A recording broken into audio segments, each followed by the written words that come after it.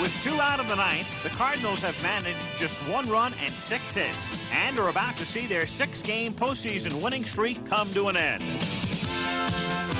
Winning their first World Series contest since Game 4 in 1980, the Royals trounced the Cardinals 6-1 on Saberhagen's razor-sharp performance. Game 4, and another face-off in the Show Me series. Cardinal Red looks to the pitching star of the first game, John Tudor, who's won 15 straight decisions at home, while Royal Blue designates Bud Black, a 10-game winner in '85, who's both started and relieved in the postseason.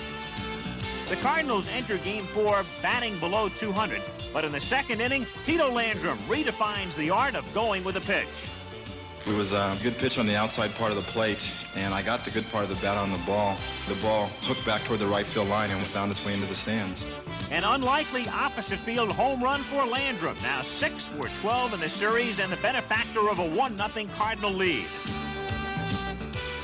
With the second fewest in the majors in '85, St. Louis has not made home run hitting its forte. But in the third inning, switch-hitting Willie McGee continues this unexpected flirtation with a long ball.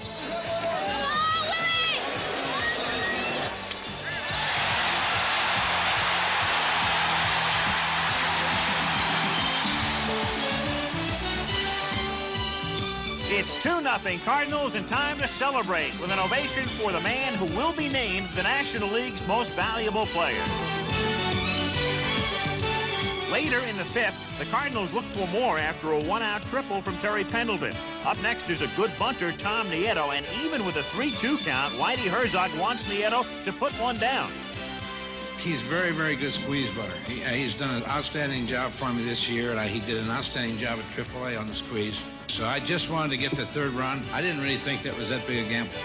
It must be in the cards this time as Nieto lays down a beauty, and the running Redbirds pull off a successful squeeze for the 17th time this year. Manager Dick Hauser doesn't like to see his team trail by 3, certainly not in the house of Tudor, where the Cardinal ace has been lording it over the Royals inning after inning.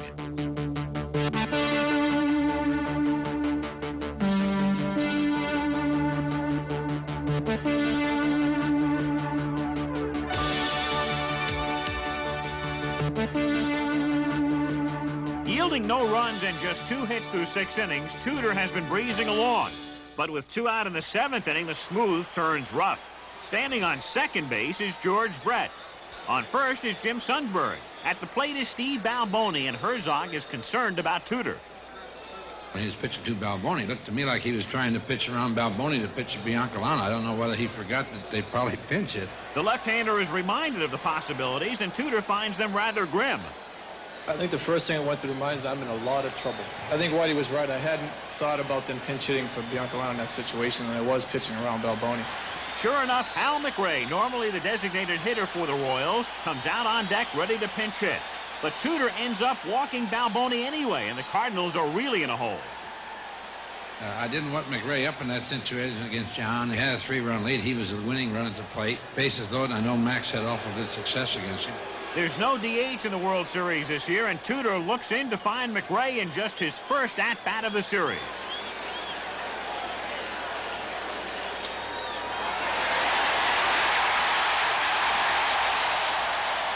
For the Royals, an opportunity squandered as the Cardinals get the cue to wrap things up.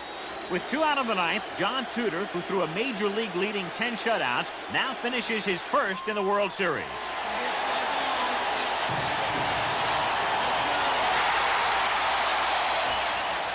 A 5-hit, 8-strikeout masterpiece by Tudor has put the Cardinals up 3 games to 1 and just 1 victory away from the world title.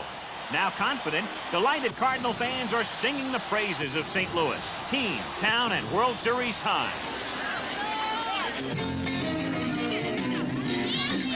Pack your mitt, this is it. Yeah, it's a hit. St. Louis, one and all. Here's the call. Let's play ball. St. Louis, what a team, what a town, what a time. St. Louis. See Ozzie, Vince, and Tommy too. There isn't much that they can't do. Watch out, the Birds is coming through. St. Louis.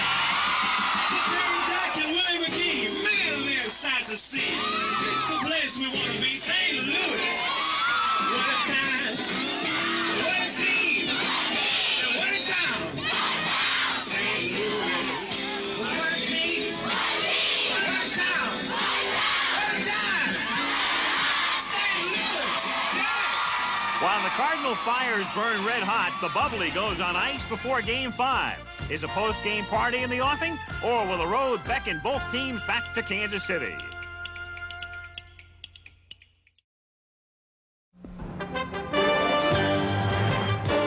ABC Sports presents the 1985 World Series. From Busch Stadium in St. Louis, Game 5, the Kansas City Royals and the St. Louis Cardinals.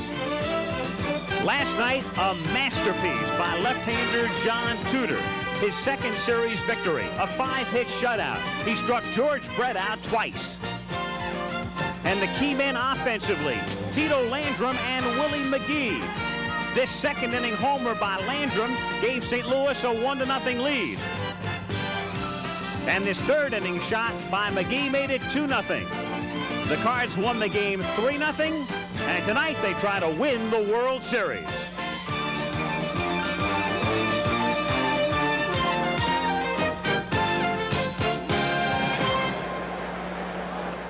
Hello again, everyone. Al Michaels in St. Louis, and welcome to Game 5. And as you know, the Kansas City Royals trying to make history, trying to become the first team ever to lose the first 2 at home and then come back to win the World Series. But they'd like some recent history to repeat, the recent history of the American League Championship Series when they were down 2-0, 3-1, and came back to beat Toronto. St. Louis, meanwhile, trying to make this the third straight 5-game World Series.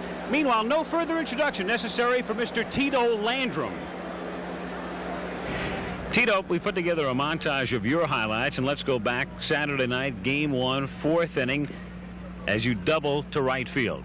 Well, yes, sir. You know, we're trying to learn a little bit about their pitching staff, and right here, he's going to throw a ball on the outside part of the plate, and I'm going to go well with it to right field. Darryl Motley's out there. He gets the ball well, but my first base coach is telling me go for 2. And here he makes an excellent throw, a little high.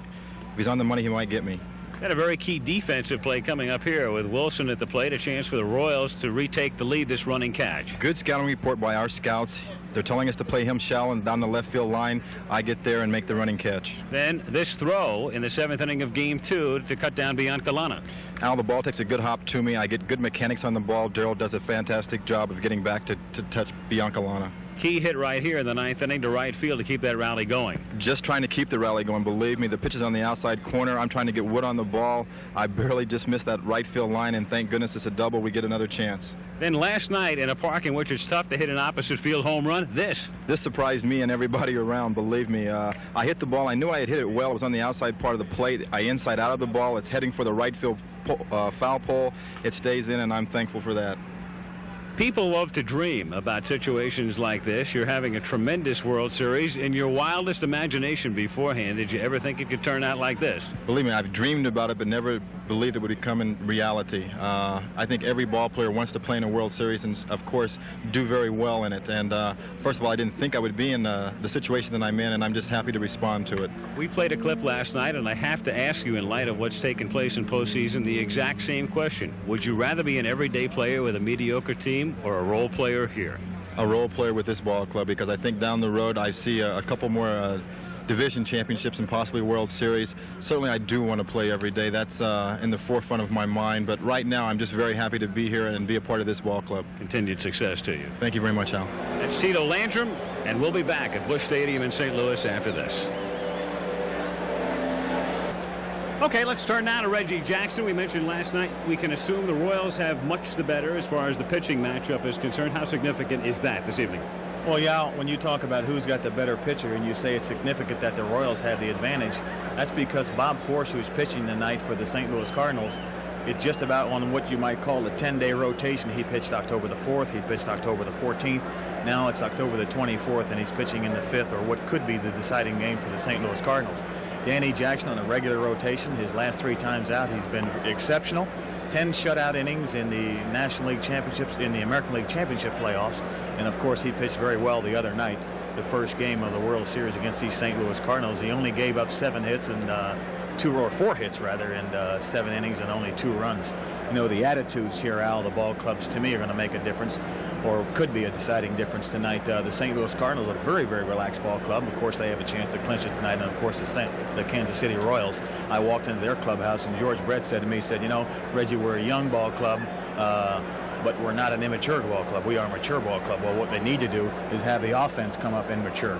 Well, Reggie, it's easy to say the old cliche, you got to play them one at a time, and that's the way the Royals will play them, of course, but they have to win 3 in a row. What's the feeling in a clubhouse with a team that's down 3 games to 1? Well, what you need when you are behind like this, you know, it has been done in the past. Teams have come from behind from a 3-1 deficit, but those teams, the 68 Detroit Tigers, the 58 Yankees, and the 1979 Pittsburgh Pirates had players on it like Willie Stargell, Dave Parker, Bill Madlock. The 68 Tigers had Norm Cash, Jim Northrup, and people like Bill Freehan, Al Kaline. Of course, the Yankees had Mickey Mantle and Hank Bauer and a host of others. The Kansas City Royals have got to come up with some offense. I know we've talked about that before. If they scored only 9 runs, there have only been 20 runs scored in the entire World Series so far, and they've only hit 1 home run, and 6 of those 9 runs have come in 1 ball game. They've got to come up with some boom out of the bat, some long ball, rather than some snap, crackle, and pop. All right, Danny Jackson throwing in the bullpen as we approach the start of Game 5, and right now let's join the PA announcer, John Hewlett. Color guard for tonight's World Series game. Please direct your attention to the color guard near the home plate area, representing the Gateway Battalion of the United States Marine Corps. And now, to honor America, baseball is proud to present one of America's outstanding singing groups, Larry Gatlin and the Gatlin Brothers, here to sing our national anthem. Welcome Larry, Steve, and Rudy Gatlin. Oh, say, can you see by the dawn's early light what so proudly we hailed at the twilight's last gleaming, whose broad stripes and bright stars through the perilous fight for the ramparts we watched were so gallantly streaming, and the rockets' red glare, the bombs bursting in air, gave proof through the night that our flag was still there. Oh, say does that star-spangled banner yet wave o'er the land of the free and the home of the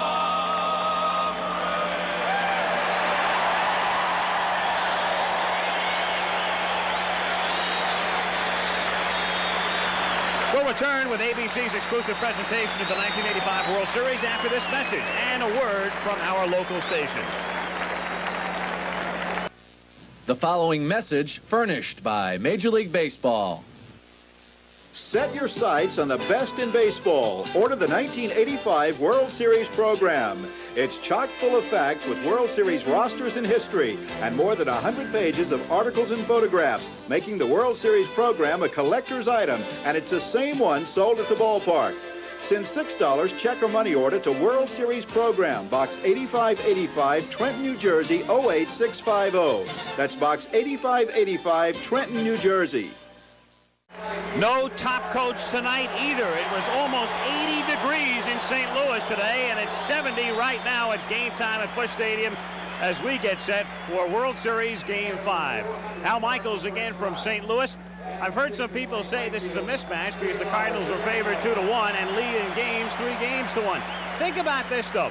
In the 9th inning in Game 2 the other night, Willie McGee hits that little pop foul that just winds up in the dugout 2 feet closer to the playing surface. Balboni catches it. Cards go out 1-2-3. This series is tied at 2 games apiece, and arguably Kansas City has the edge.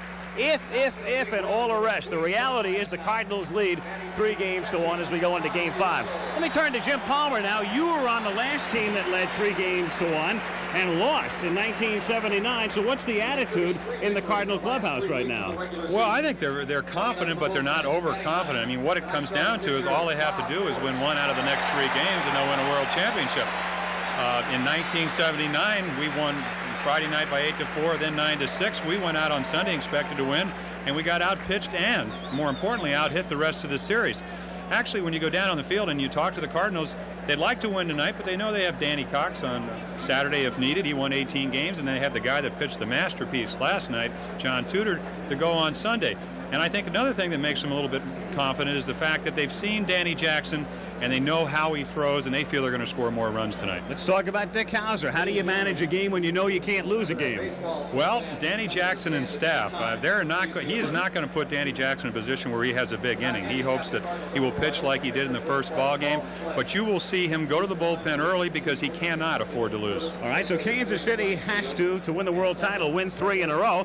St. Louis just has to win 1 out of 3, and as we turn to Tim McCarver, I'm simply amazed by the resourcefulness that we've seen during the postseason, during the whole season from this Cardinal ball club. Well, I guess it's best said when they talk about baseball being a team game played by individuals.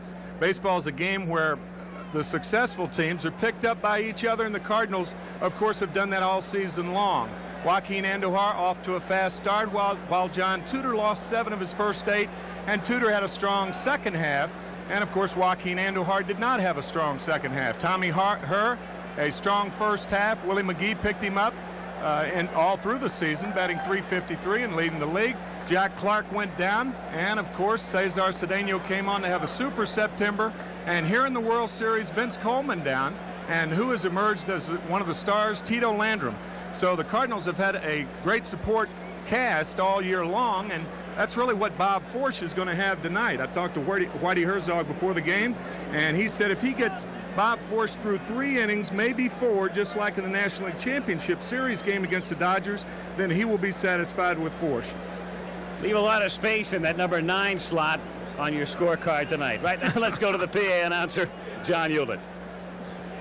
Ladies and gentlemen, it is fitting in this All-Missouri World Series that the first ball will be thrown tonight by the senior senator from Missouri, Senator Tom Eagleton. Senator Eagleton has served in the United States Senate for 17 years and has announced his retirement after the current session of Congress. Major League Baseball, the Cardinals, and the Royals, thank you, Senator Eagleton, for all you've done for the country, the state, and the sport.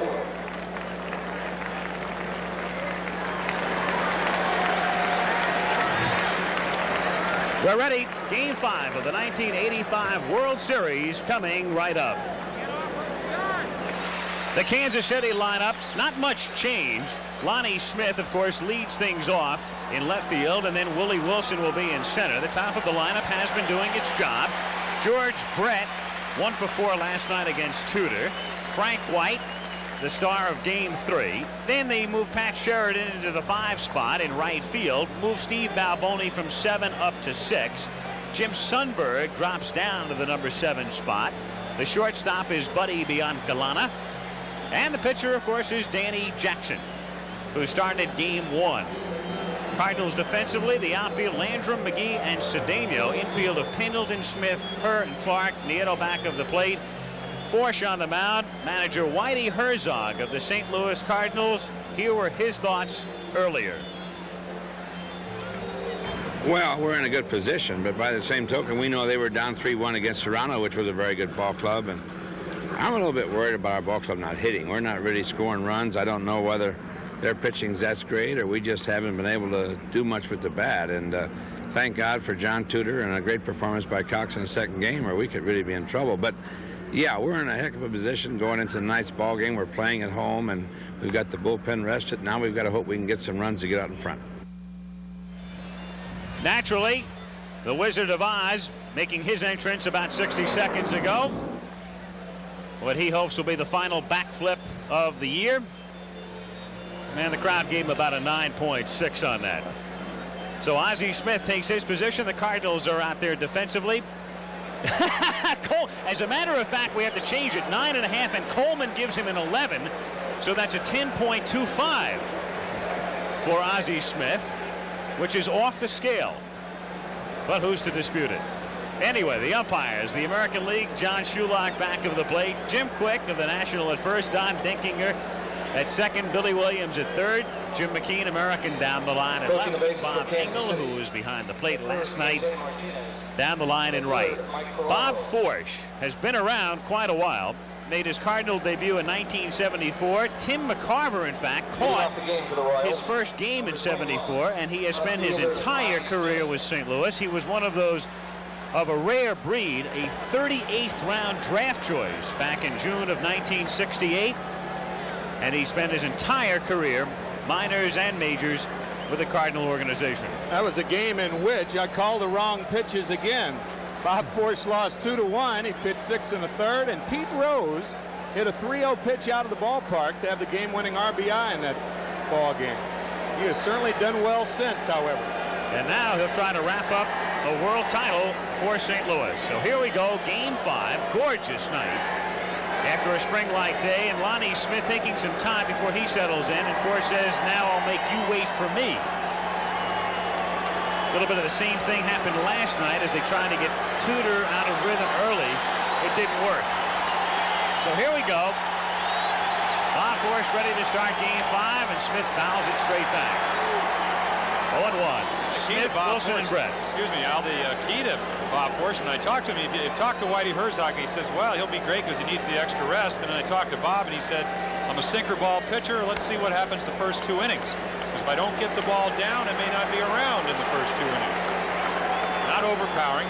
85, 88 mile per hour fastball. The average Major League fastball is right around 84. Slider and a forkball to go with it. It's got to be, really, it's got to be on the corners. And with the ball down in the strike zone. 0-2 to Lonnie Smith is in the dirt. Forsch is one of only 2 active pitchers with more than 1 no-hitter as you look at the teams trailing under like circumstances that have come from behind to win the World Series. The last to do it, Pittsburgh in '79. And the 1-2 pitch is inside. Forsch has pitched 2 no-hitters in the majors, 2 more in the minors, and his brother Ken with California also has a no-hitter. They're the only brother combination. In the air to right field and curling foul, and it's still 2 balls and 2 strikes. Forsch from Sacramento, California, 6'3", 215-pounder, 35 years old, and Lonnie Smith starts things with a base hit to left field. So Smith 6 for 17, having a good series, and Willie Wilson is the batter. Well, a 3-2 pitch right down Broadway, and he finds a little gap in the infield. Even had Ozzie Smith gotten to that ball, no way he throws out his former teammate. Now Willie Wilson is the batter.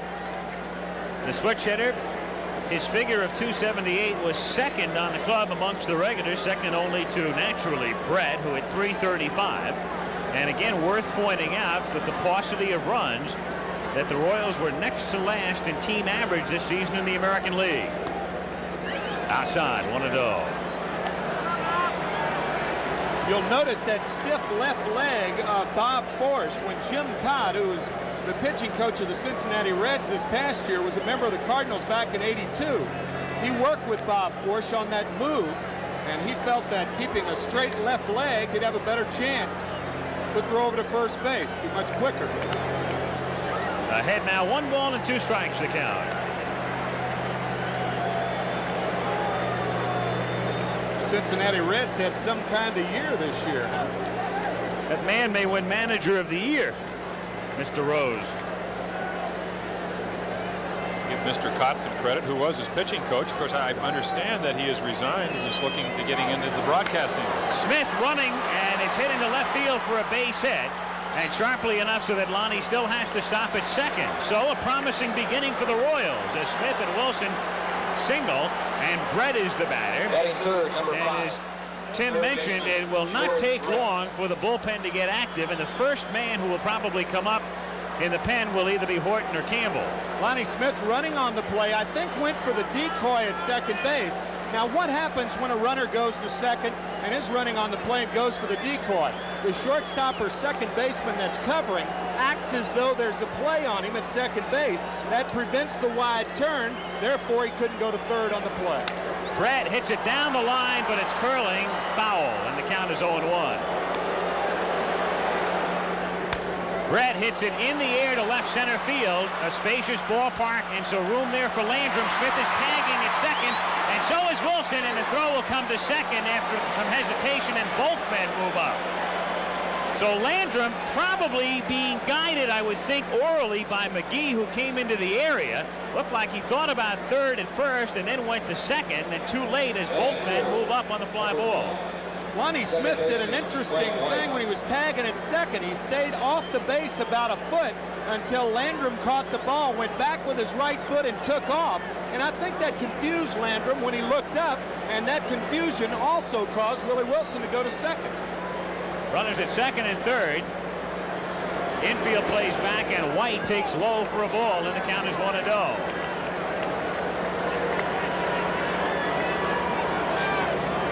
Watch Lonnie Smith. Now he's off the base like he's not tagging. Now, boom, he's gone. And I think that hesitation right there gave Landrum a false sense of security. And created the hesitation and meant that Wilson could scoot into second. Grounded to the left side, it will score a run. Ozzie Smith throws to first for the out, and they concede the run with the infield back. So Kansas City takes a 1-0 lead on Frank White's RBI ground out. Since the ball was hit in front of Willie Wilson, he had to stay at second base. 1-0 Kansas City with 2 down now. Wilson at second, and Sheridan coming up. He's 1 for 10 in the World Series. This is the 4th time in the 5 games that the Royals have taken the lead.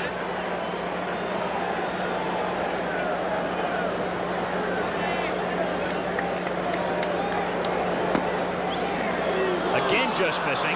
That's twice now Forsch has not gotten a call on an outside corner pitch.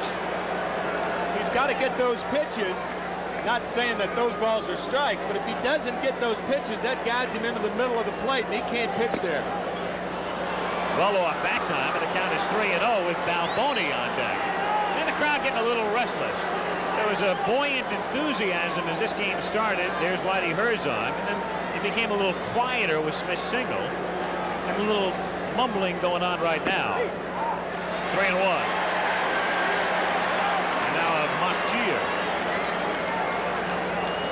Balboni on deck.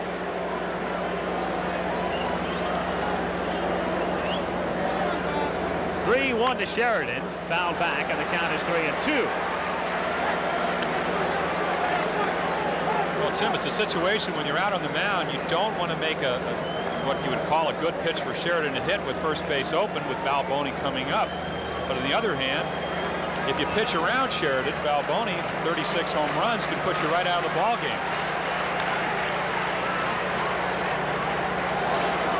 And also, Sheridan has seen a ton of fastballs in a row.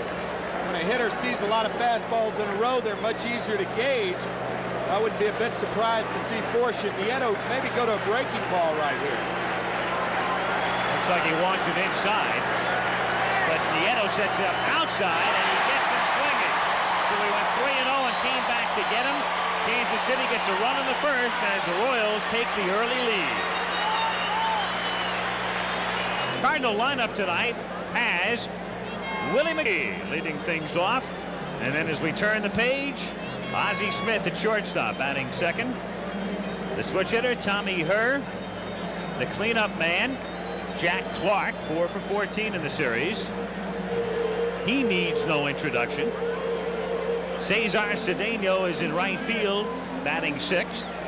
Terry Pendleton, the switch-hitting third baseman, having a pretty quiet, good series. Tom Nieto is the catcher. And there's Forsch with Kansas City leading 1-0. Defensively, you look at the Royals line, and we heard from Herzog earlier. Now let's hear from Dick Hauser. Confident. We've got Danny Jackson going for us tonight. I think all our players understand we're going to get this thing done with good pitching. Danny Jackson's been an outstanding pitcher the last couple of weeks. We expect him to, the players expect it, I expect it. If he can pitch like he did in Kansas City, that should be good enough to win tonight's ball game. Certainly would be good enough if he could pitch the way he did in the playoffs when he shut Toronto out. That's all he'd have to do tonight. We'd be back in Kansas City. We were talking about Nieto, and I thought he had signaled inside, Tim. We have it replayed here. Pitch that ended the top of the first. Watch him bounce inside and then go outside. Now he gets back up and goes outside. Jim Palmer had an excellent point. He said they're probably working opposite to the direction that they gave. Nieto at that time gave inside and then ended up outside. Well, the reason for that, Al, is with a runner on second base, he will sometimes flash location to the hitter.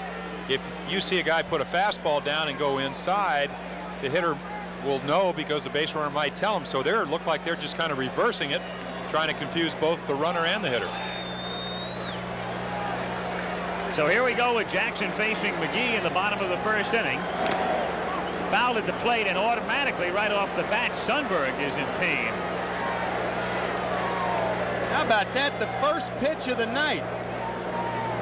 Those foul tips come in bunches too. Usually 2 or 3 follow. It seems. Boy, this one's smart. The left foot right on the toe. You know, for years they were talking about getting hard-toed shoes for catchers, but obviously that impedes squatting like Sundberg is doing right there. And of course you can't run, but catchers can't run anyway, right? But he shakes it off, hopes it's not an omen, and the count is 0-1 on Willie McGee. Catchers can run, John Watson. 0-1 pitch. Foul back, and the count is 0-2.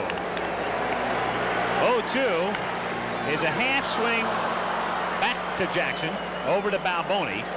1 away. So McGee got fooled, and Danny Jackson records the first out here in the bottom of the first inning. Ozzie Smith is 1 for 13 in the World Series. So the man who batted .276 during the regular year and had the sensational championship series, sort of quiet offensively here in the World Series. Switch hitter. It's the better side of the plate for Ozzie this year, 3-0-2. Brett is even with a bag at third, and Biancalana just about normal depth at shortstop on the left side. Still 0-2.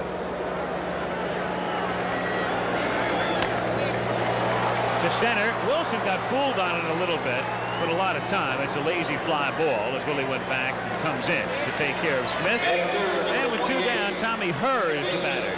Well, Danny Jackson's doing exactly what he did in game 1, which is staying right in on side on those right-handers. Last night, Willie McGee jumped on a slider that Bud Black hit it in the second deck. First pitch of the game. What does Danny Jackson come back with? A slider. So he obviously has confidence in his ability level, and as Dick Hauser said, he thinks they're going to win because Danny Jackson's going to pitch well, and they're going to score more runs off Forsch than Jackson. 1-0 the count. 2 out and the base is empty. Tommy Herr had an MVP type first half of the season. Tailed some in the second, but still wound up at 3-0-2. Chases it, and the count 1 ball and 1 strike. Tommy Herr was here in 1982, so he's seeking another ring.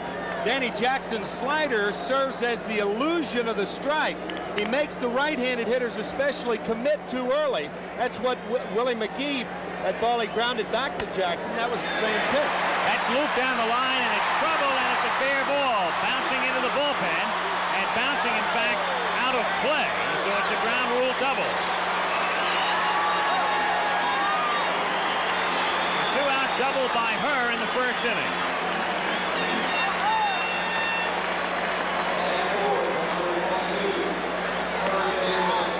Overhead look of a fastball right off the fist. Not hit hard, but right on the line. Tough to defense that type of hit. That is the 6th postseason double, postseason meaning league playoffs and World Series, for Tommy Herr, who is up amongst the league leaders in doubles this year anyway. Jack Clark now with 2 out. Rips it toward the gap in right center field, and this game is tied as it bounces up against the fence. Herr comes in to score. Clark has a double. It's 1-1.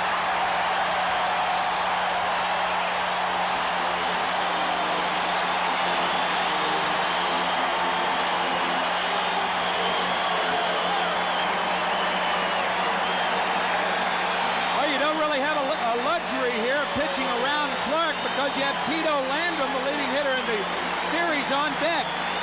Jack Clark, a first ball fastball hitter. That's one thing in those scouting reports that used to get me as a catcher. What do you do? Throw the second pitch first? What are you going to do? First ball fastball hitter. What are you going to do with a guy? Throw him all breaking balls? What do you do with this guy now? Tito Landrum at the plate. The chanting is Tito, Tito, Tito. Well, I talked to Tito. There's an article in the paper that Dick Hauser said, Jim Palmer said that pitching you away, that's the wrong way to do it. Hauser said, how should we pitch you? I ran into Tito tonight. He said, I'm looking for the ball inside because all 6 of my hits have been away. A little looper, and it's playable for Balboni in foul ground. So back-to-back doubles by Hearn Clark. It's 1-1 after 1.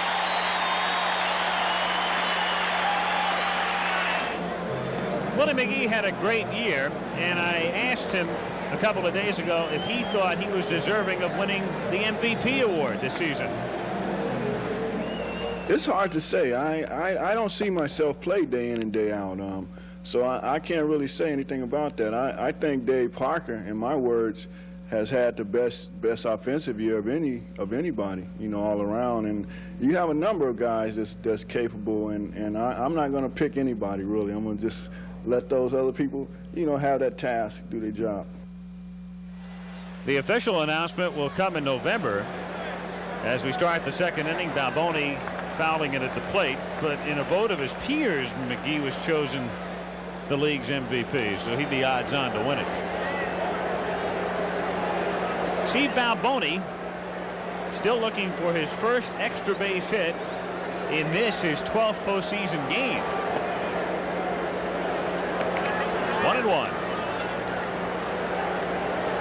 Balboni, Sundberg, and Biancalana facing Forsch. Second inning, game tied 1-1.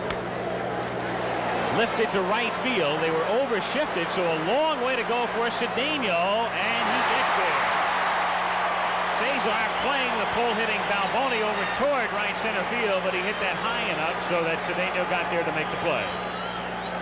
Not a very difficult play, but a lot of times an outfielder will run on his heels. Don't run on your toes, run on your heels. That ball's bouncing around. Number 8, catcher Jim Sundberg. Sundberg is the batter. Sundberg 245 during the season. The 10 homers, as you can see, equaling a career best. 0-1. They didn't get him to hit home runs. They got him to settle a young pitching staff, and he really did a job in that department this year. Pitching got the Royals here. 1-1. Saw Bob Forsch try to establish inside to Balboni. 2 pitches in, slider away. First 2 pitches into Sundberg. See where he goes. Another one inside. That's the most unusual stat on Bob Forsch, is that he gave up 11 home runs, all to right-handers. Normally, percentages would say that you would probably be hit harder by lefties. That's line to left field, but here comes Landrum after misreading it, and he can't make the play, and it rolls behind him. So Tito is human. There's a scoop. The way things are going, you were sure, despite the fact he misread it initially, he was going to come in and make the catch. That's a scoop or lack of one. Shortstop, Buddy Biancalana. No scoop for Tito. And it's going to be scored a double. He did break back on that, as you called it perfectly, Al. And then by the time he got his momentum coming forward, he can't make the play. Some fan is probably mumbling, get that bum out of the lineup. Biancalana at the plate. Takes low, ball 1, 1-0. Royals this season, here and there with Biancalana and Concepcion almost randomly, but Hauser made the decision toward the end of the regular season. Buddy was his guy, and he's been the guy. Biancalana has started all of the postseason games. 1-1 to count. Only 170 from the left side. Again, it's a matter of defense on AstroTurf. Went with a man that's a better defensive shortstop. Concepcion with 21 errors. Biancalana with 10. Have a glove that's really based on pitching. and your other guy's only hitting around 200, who are you going to play? Now 2-1.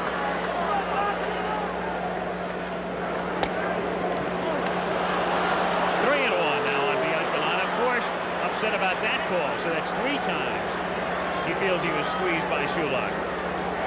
Again, another situation which you don't have in the American League. You have the pitcher coming up next. Go ahead run on second. Who are you going to pitch to? I think after watching Jackson swing in the first game, I think I'd pick him.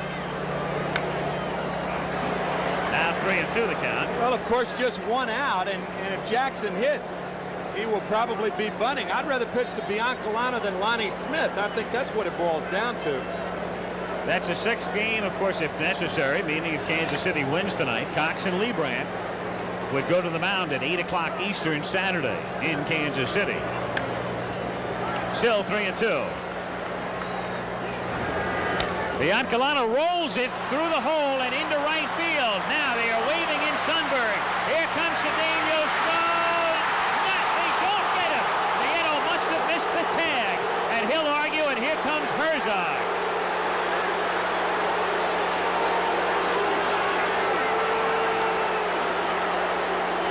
Herzog came flying out of the dugout. It's 2-1 Kansas City.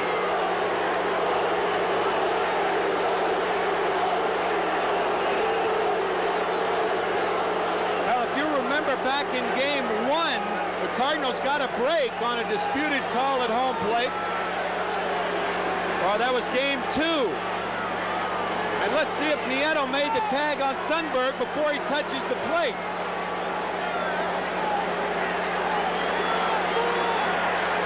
He didn't catch him there. He certainly touched the plate. Now from this angle. Nieto receiving that ball a little bit out in front of home plate. If you receive it on the line, there's no way a guy can dive around you and still touch your plate. You thereby ward him off the line, away from the plate. See where he catches the ball? If you catch that ball in the line, good slide or a good dive by Sundberg, it doesn't look to me like he touched it until he was on the plate. Jackson takes low. Shulak certainly had a marvelous view of the action right there. And he's the man that matters on, as you say, the 2nd play at home plate of a similar ilk, of the same ilk. The other night, Biancalana called out. And tonight they get the break with Sundberg called safe. It's a single. It's a run batted in. Biancalana goes to second on the throw. Horton gets up in the bullpen, and here's another angle. See, if Nieto's in the line, that wards Sundberg out still farther away from the line, and he thereby can't touch home plate. But Nieto catching the ball in fair territory. Now when he dives, Sundberg, in effect, is able to touch home plate, and that's what he did. Danny Jackson takes outside. Marvelous presence of mind, too, by Sundberg to go in that way. Yeah, well, Sundberg realized also that Nieto's receiving a throw from right field. That's a catcher's blind side. Can't see the runner and the ball at the same time. Now 2-1 on Jackson. So Danny Jackson, as we have another look now. He doesn't appear to be tagging him right now, but now he kind of rolls into him, but that's when Sundberg's on the plate. Good call. 2-2 the count.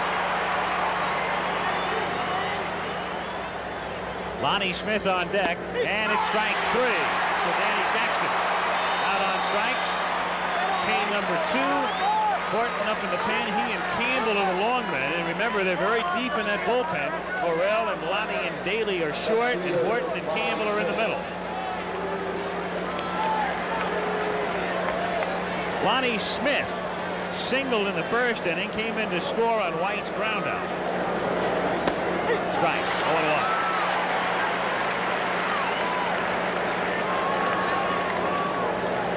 That other close play at home, by the way, was on the throw by Tito Landrum. We showed it in our pregame clips tonight.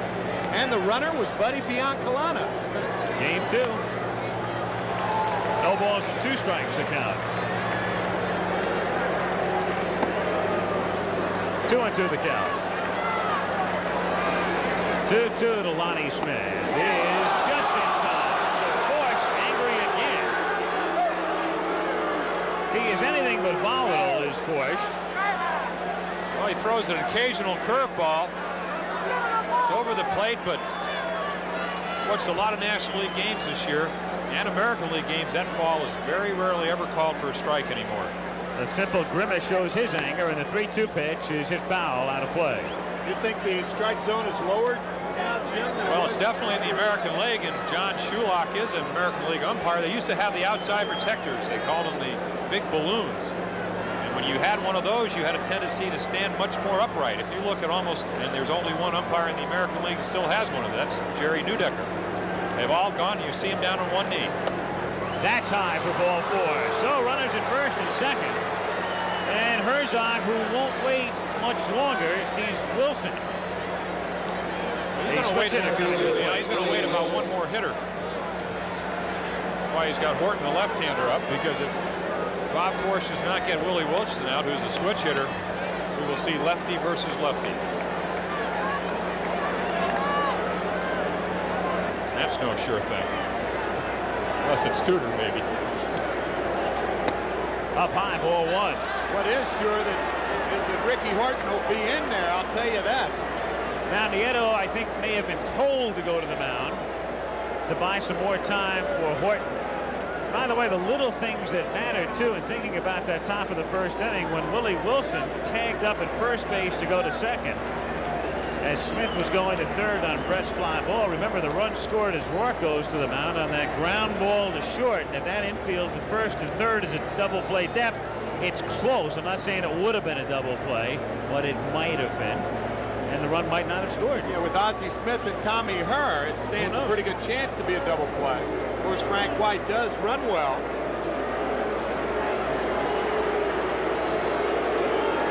So they're buying time in case Horton has to face Brett. Scoring summary, as we told you, Smith and Wilson was singles, Brett the fly ball, White the ground out, and then doubles by Herr and Clark tied it. And here in the second inning, the double by Sundberg and Biancalan is single with the bang bang play at the plate. That's hit toward the gap in right center field, and that one is up the gap. And Biancalana will come in to score. So will Smith. Wilson has at least 3, and he will stop at third with a triple. It is 4-1.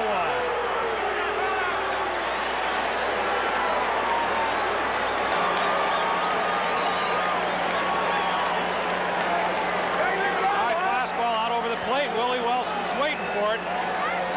Nobody playing in the gaps tonight. Nice relay by McGee, or it's going to be an inside to Parker. So it's 4-1.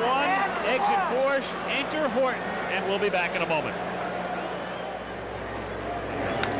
That's hit toward the gap in right center field, and that one is up the gap. And Biancalana will come in to score. So will Smith. Wilson has at least 3, and he will stop at third with a triple. It is 4-1. So Bob Forsch comes out of the game. He threw 54 pitches in an inning and 2/3, and Ricky Horton in to face Brett. 4-1 Kansas City as the Royals try to stay alive. Brett flied out to left in the first inning and deep enough to advance the runners, and it turned out to be a key fly ball. And Brett breaks his bat on Horton's first pitch. It's 0-1. Brett hits a roller to the right side. Clark ranges and makes the play. So Brett strands Wilson at third, but the Royals come up with 3 in the inning and lead it 4-1 in the middle of the second. 4-1 Kansas City as we go to the bottom of the second inning, and Cesar Cedeno will lead off.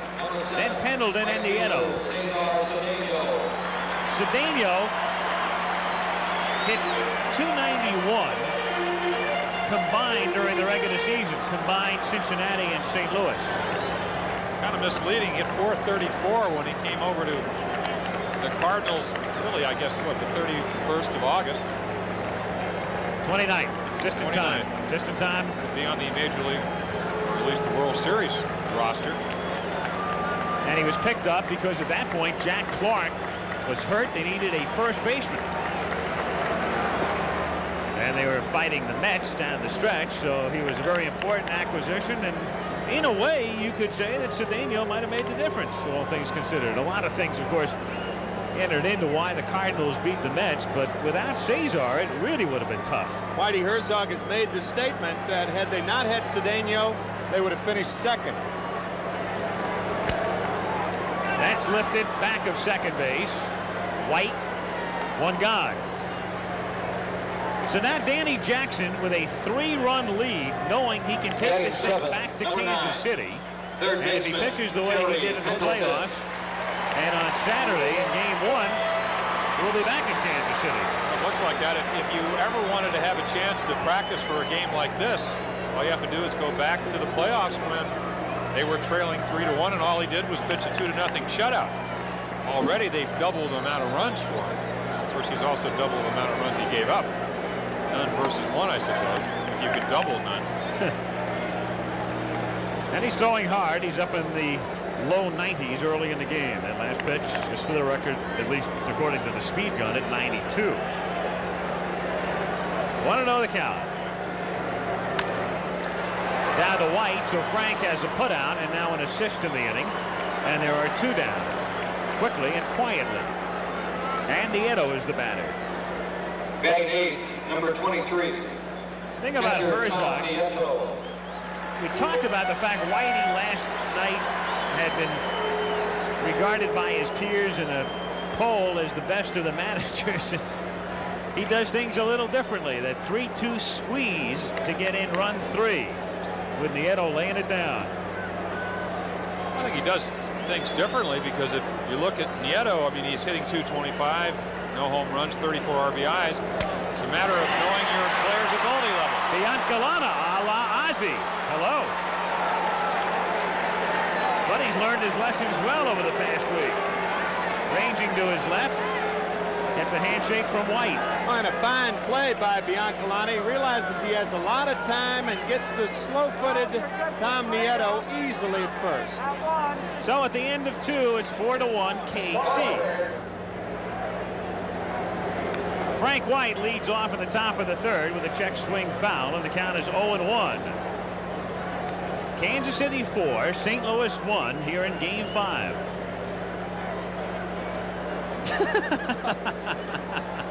That's one way to get Chet Fordy's attention. 1-1 the count.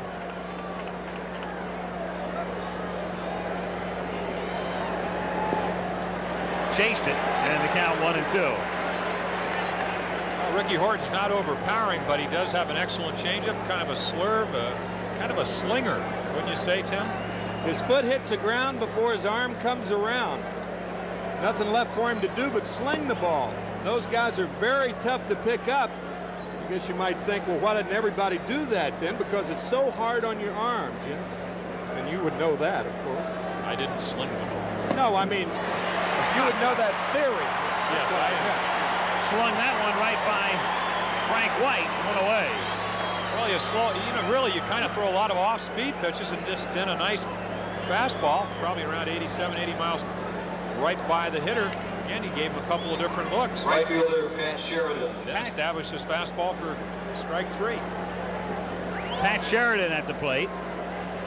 Struck out in the 1st inning. And as he did in Toronto, bluffs a bunt. 4-1 the score. Now, we told you about the platoon situation with Sheridan and Motley, but it's just too early right now, and Whitey can go too many ways for them to take Sheridan out here. 1-1 the count. So he knows that down the line, if the game gets close or even again, as Sheridan that time, I don't know what he was doing. Almost looked like he was trying to lay down a sacrifice, and the count 1-2. Yeah, did he almost squared around. It's like he was caught in between warm-up swings. Down he goes. That's what you call a bad at-bat.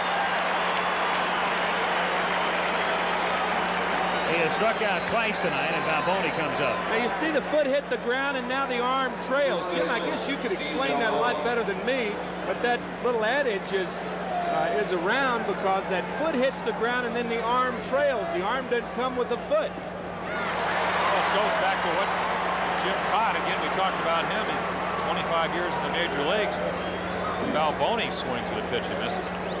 He said the pitcher's got to have great location, great movement, a deception, which is what Horton has, or he has to be overpowering.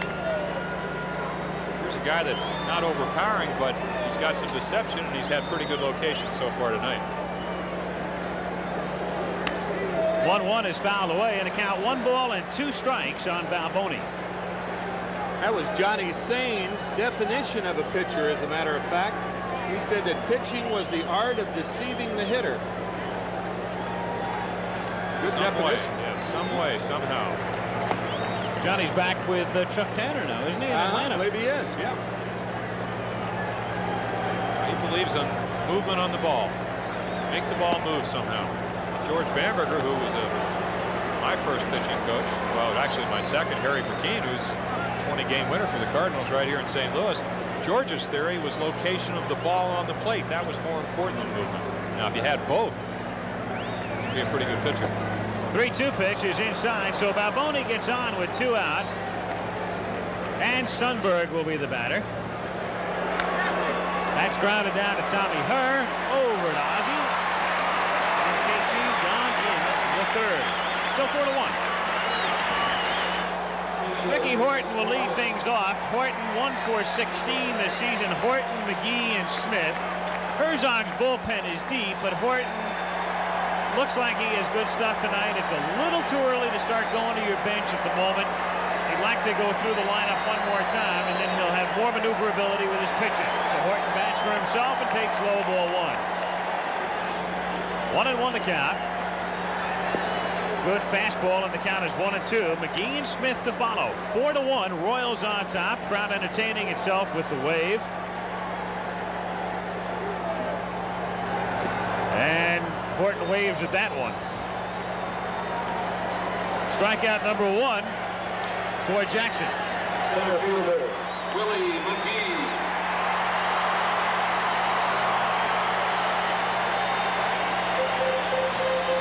McGee grounded out in the first inning. That home run coming last night as a right-handed batter. And that's grounded right back through the middle for a base hit. So that gets the crowd stirred up as McGee singles. And Willie, a man who had 56 steals, is on with Smith the batter. Fastball inside hat. You hit 353 in the league in hitting. You get hits like that. It wasn't a bad pitch. Just a better hitter at the plate. So Smith, another of the switch hitters, as it is at the moment. Cardinals with their switch hitters all right-handed coming up against Jackson outside of the pitcher.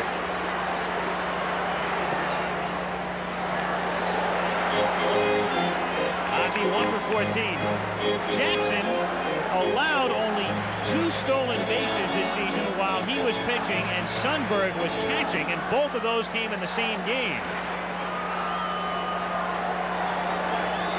And that would be indicative of a man who does a pretty good job of holding people on.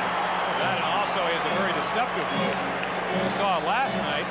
Ozzie Smith got, of course, who is up at the plate right now. He'd get a big lead. It'd be a one-way lead. He'd be going back to first. That's what you want him to be doing. And that one gets away from Balboni on just sort of a token throw. McGee stops at second. And does Jackson wish he could have that one back? Well, he sure does, Al. Again, that's immaturity. You have a 4-1 lead. You know, sure, you'd like to pick the guy off, but why throw a ball away? Put another man in scoring position. Kind of an unconventional pickoff move.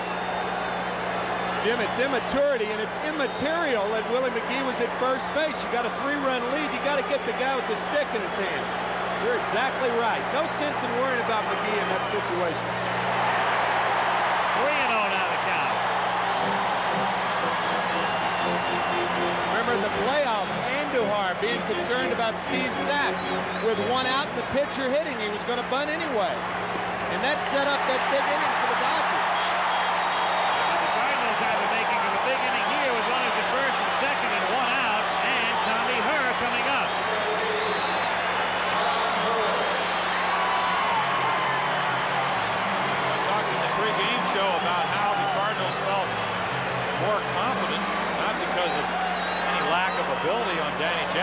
part, but the fact that they had seen him once before.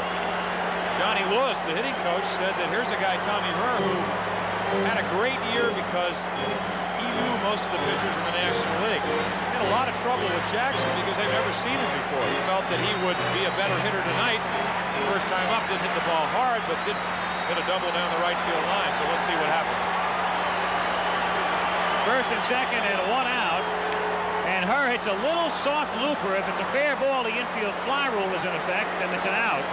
For the second out, as Herr goes after the first pitch, and it brings up Clark. In the bullpen, Steve Farr is up for Kansas City. Hauser can't afford to wait. This ain't June.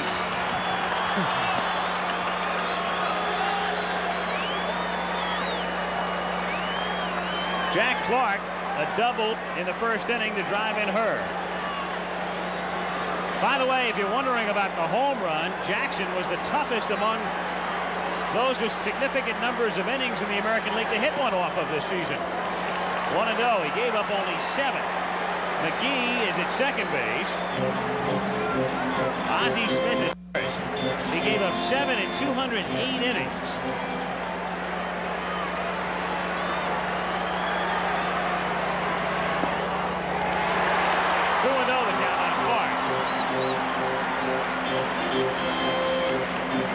Doesn't get cheated on any count, and certainly not here. I would think, being the fastball hitter he is, he's going to look most likely for a fastball or something out over the plate. Of course, Jackson, the last time he did that, double up the gap. He obviously is probably going to try to stay in, and there's Sundberg moving in. And now it's 3-0 with Landrum on deck. Give him a green light here. Yeah, I think so. Don't you? Yes, sir. You're a manager. What you do is, over the course of a year, and I remember Merle Weaver with Andres Mora, it's the greatest 3-0 hitter I ever saw. You have to make a termination. A lot of hitters don't like to hit 3-0 because they never do it. That's ball 4, so Clark is on, and here comes Landrum. Tito champion is. Really, what that goes back to is game 2. We did see Jack Clark swing away 3-0, get a base hit in the left field.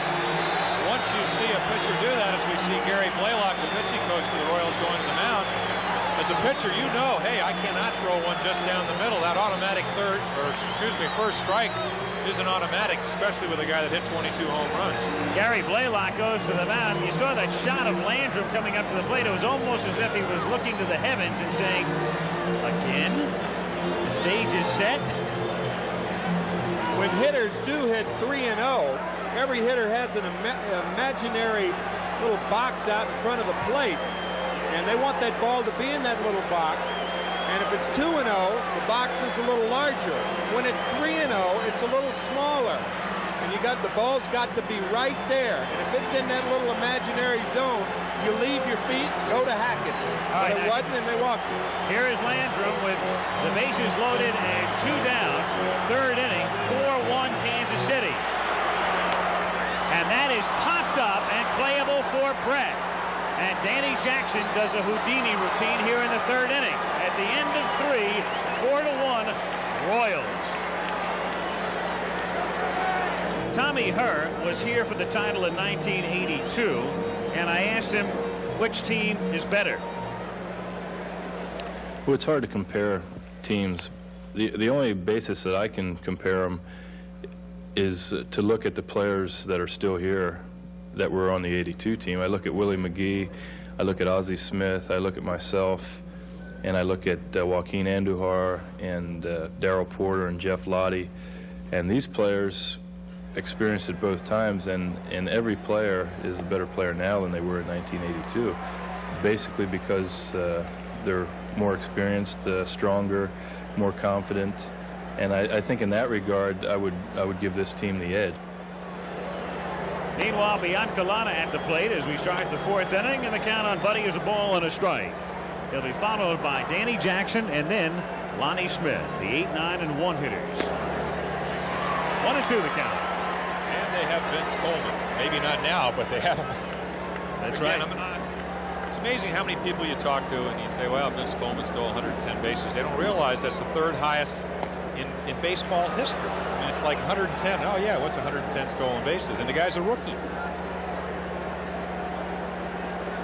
1 ball, 2 strikes the count.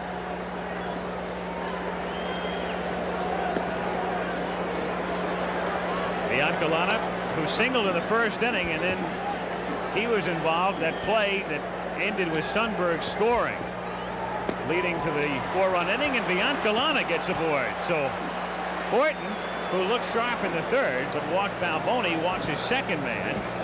And now Danny Jackson. You're doing him a big favor when you walk Biancalana, because in effect, if Jackson can lay down a bunt, that's a man at second and 1 out instead of 2 down. So Jackson obviously up there to lay 1 down. Here comes Pendleton creeping, and they try to pick Biancalana off, but he getting back ahead of the throw. We talked the other night, Ricky Horton has the best move in the National League. Of course, so good the other night they called it a balk. Yeah, but if you're up there bunting in a sacrifice situation, you get picked off. It's like getting picked off in a hit and run play, or with the count 3-2 and less than 2 out and you're running. You got to make sure the pitcher is pitching, and regardless of his move, you cannot be picked off in that situation. You try to follow your first baseman. When the first baseman leaves, you leave. When he comes back, you get back. That's what Clark did then.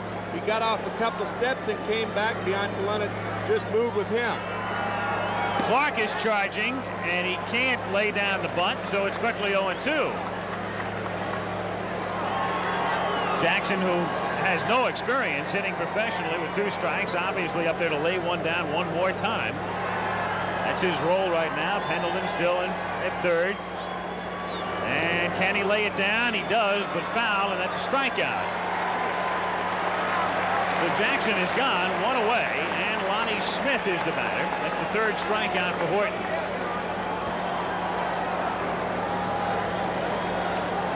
Al, I was interested in Tommy Herr's remarks about that 82 club, because interestingly, if the Cardinals lose tonight, the Kansas City Royals will go to Kansas City with the same position as the Cardinals came back here to St. Louis against the Brewers in 82. They were down 3-2. They won games 6 and 7.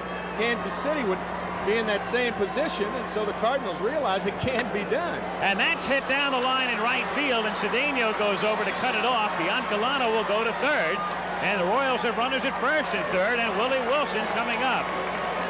And that will probably precipitate activity, I would imagine, in the St. Louis bullpen.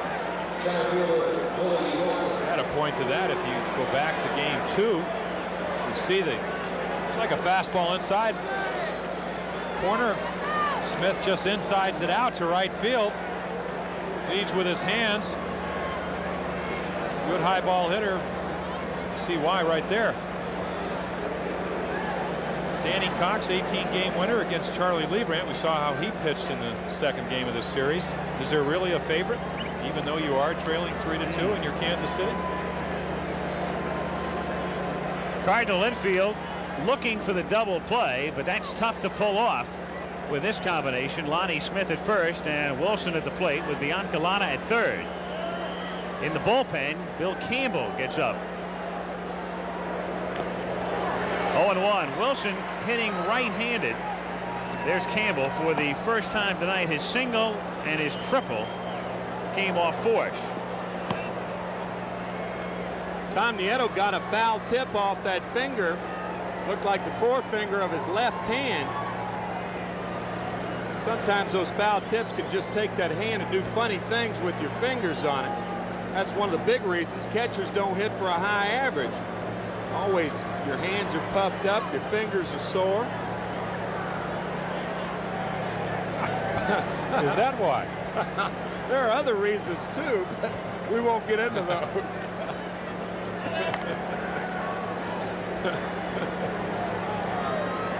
Talent may have something to do with it too. 2-2, and almost a wild pitch. And on deck is Brett. Good play by Nieto. See him kind of dig that right foot in to push off.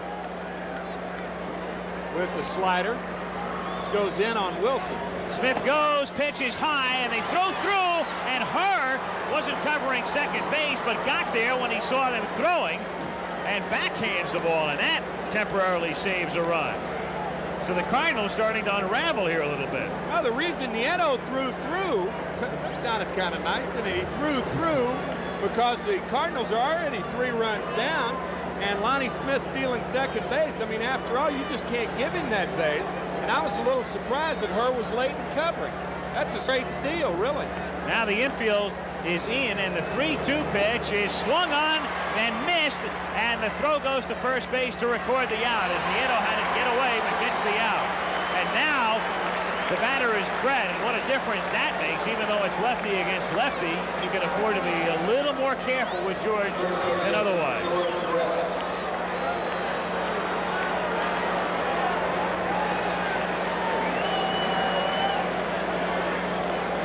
Interesting situation here. Yeah.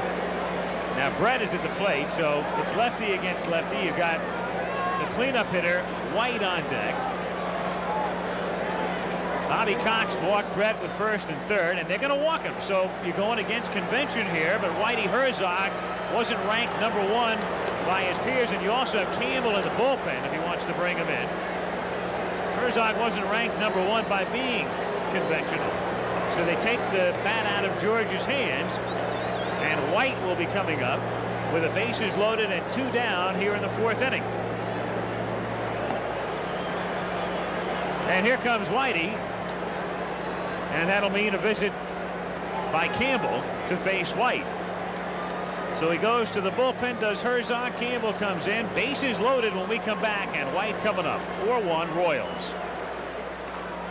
Second baseman, Frank White.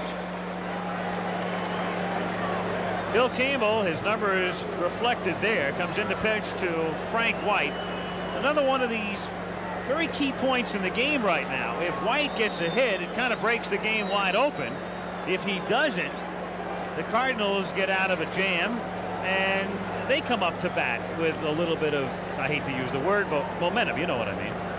Similar situation as the Cardinals had in the bottom of the 3rd. They had the bases loaded, 2 out, and Danny Jackson got out of it.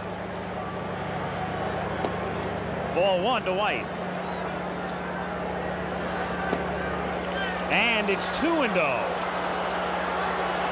Not the same situation, but anytime you walk the bases loaded, and of course Whitey Herzog did do what you need to do, pitch around Brett to get a right-hander versus right-hander. Anytime you walk the bases loaded and you're out on the mound and you go 2-0, you got to throw a strike. Should get a pretty good pitch to hit. And he does, and he fouls it away and a count 2-1. Matter of fact, in the top of the 9th inning of Game 2, Charlie Lebrand had a similar situation. With the Cardinals trailing 2-1, it was 2-1 to Terry Pendleton. He doubled down the left field line. The Cardinals end up winning 4-2. That's what happens when you fall behind with the sacks loaded. Here's the 2-1, and it's grounded foul, so it's 2-2. That's what can happen when you fall behind. Here's the 2-2 to White. Change curve, swung on and missed. And so the Royals leave the bases loaded, and it's still 4-1 at the end of 3 1/2. As you watch the pitch on which Smith struck out, let's get a mid-game comment from the man Dick Young calls Reggie Jax, J-A-X. You told me you were going to get that in. Yes. You know, the one thing that I felt when I came to the ballpark today, around town today, I went into either restaurant and the people were getting ready to celebrate for their victory tonight. Somehow I got to the ballpark today and that feeling changed. It seems as though people were talking about, for some reason, going back to Kansas City. And I've been around quite a few World Series and just had the feeling here that people just did not believe in the Cardinals as much as it seemed that they did around town. Also, I'd like to tell you guys that I hit for Mr. Horton because I believe in offense. So that's not a surprise to anybody. And let's remember right now that Kansas City has scored 4 runs. We have still not heard from Mr. George Brett. And I know they're dying to wait to see him do something, but Mr. Balboni has not answered the call yet either. No, he hasn't. And it's Cedeno who leads things off as We go to the bottom of the 4th inning, and the pitcher's outside, and the count is 1 ball and 1 strike with Cedeno, Pendleton, and Nieto. 4-1 Kansas City.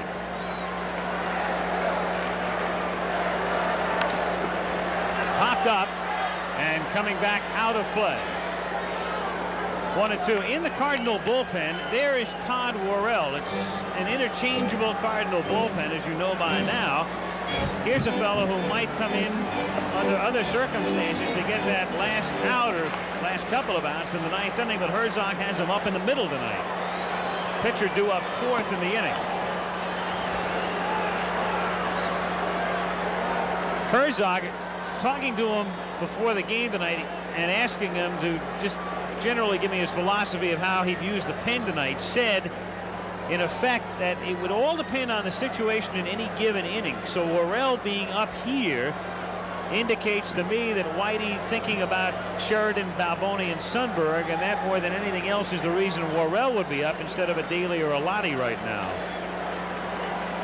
And it better be a 9-inning game if he comes in this early. 2-2. Taking a chance on bringing in your key man, but then again, Lottie is a guy who can get those last few outs, and so can Daly. Yeah, but you only got 2 left. You got Daly and Lottie. If it goes into extra innings, you may have a pitcher hitting for himself. Biancalana will scoop it up. 1 away. This will all be academic if it's a 1-2-3 inning, though, because the pitcher is due up 4th. So Cedeno is gone, and Pendleton is the batter. He grounded out in the 2nd. Reggie was talking about how he has a different feeling here in the ballpark, and he didn't feel that the Cardinal fans were real confident. Even Whitey Herzog's son called him yesterday morning and said, with the Cardinals up, of course, yesterday 2-1, he said, "I'll see you at Game 6 in Kansas City." How about that? Call from Keystone, Colorado. So he didn't really have a lot of confidence in his father winning the next 2 games. Doesn't Whitey live in Kansas City? He does. Yeah. Maybe he meant that. Game, at the game. Yeah, he said Game 6. Game 6. Yes, sir. That's grounded toward the middle. Biancalana scoops it up back of 2nd and throws him out, and there are 2 down.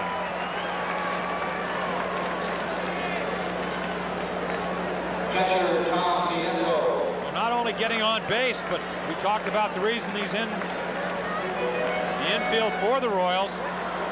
Not a particularly difficult play, but marking him a good shortstop is the one that can make the short play and not mess it up. Hadn't done that all series. Nieto is the batter. He grounded out in the 2nd inning. 1-0 the count. Herzog, for the moment anyway, has Campbell kneeling in the on-deck circle. Tim, you played at Florida Cage. How many infielders did you see would make that great play but couldn't make the routine one? And that's a lot of times what managers look for, consistency. That was, as a matter of fact, the shortstop for whom Ozzie Smith was traded, Gary Templeton. That was a tag on him when he first came up. Could make the spectacular play, not the routine play. Lonnie Smith will track it down, and that's a 1-2-3 inning. The 2nd turned in thus far by Danny Jackson, and we'll be back after this word from our local stations. Bowie, you were dead right. I've got to say it again. Short sleeve shirt, late October. It's gorgeous. Pretty soon they'll be playing the World Series in late November, the way things are going. It's a summer's like evening. With the 4 out of 7 format now, right? During the playoffs. This goes 6. It's going to snow in Kansas City. I don't think so. It's been fantastic. The weather has just been great, gorgeous in downtown St. Louis today. Strolling around, everybody with summer clothing on, and just a lovely night. Did you go strolling today? Well, no, but I was looking out the window, and there were a lot of strollees out there. Sheridan leading things off in the 5th inning, 4-1 Kansas City, and the pitcher's outside, ball 1. 1-0. Campbell, one of those pitchers who just feels more comfortable out of the stretch, and he works that way with out-base runners. Rips it down to Clark, and it caroms away from Jack. He shovels to Campbell. They get him on a bang-bang play. Clark, a right fielder by trade, made the conversion this year and the recovery on this play. Well, Jack said that he felt a little bit uncomfortable, maybe because balls are hit that hard. But he does do the one thing that's important. He gets in front of the ball. Bill Campbell with a late break. So you see Jack Clark kind of going around. Here's a shovel throw to Campbell, a little bit late, but just beat Sheridan in the bag. It's one of those plays when you're on the mound, you think he's going to take the ball by himself, even though it was hit hard, and you do not break immediately. A lot of times that's the difference between getting the out and not. 0-1 pitch is fouled back. We were kidding around about the weather in the World Series at night, and personally I was a big fan of Bowie Kuhns, and I think he did a tremendous job in his reign as the commissioner of baseball. And they made so much of that one incident that people forever remember it. And it all comes around. For every game like that there's been in the World Series, there have been a few like this as well. Balboni down on strikes, 2 down, and Sundberg coming up. When you try to fool the batter, take a look for yourself. Way out in his front foot. He can't make a much better pitch. Very similar to the pitch that got him out of the base-loaded situation to Frank White. 2 out, and the base is empty, and Sundberg is the batter. Doubled and grounded out.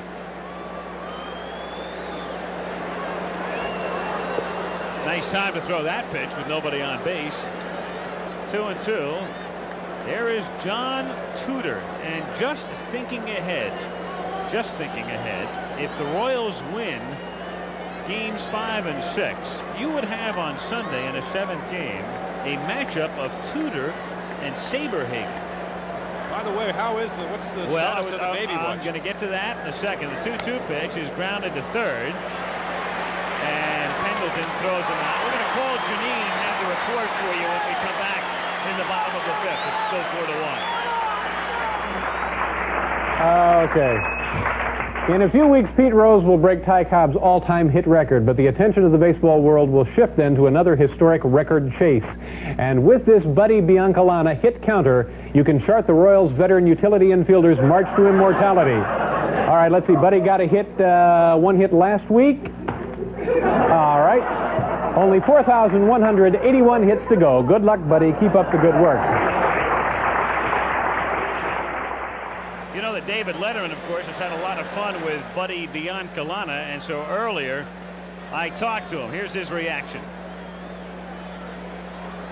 Well, it's been kind of fun over the season. I guess the last 2 months of the season is when it really, came to a head. And I'm asked about it wherever I go by fans. They're constantly yelling only 4 more thousand hits to Pete Rose, and reporters are asking me all the time. It's been fun. It's gotten me a little publicity over the season, and I think David Letterman might get a little publicity because of it.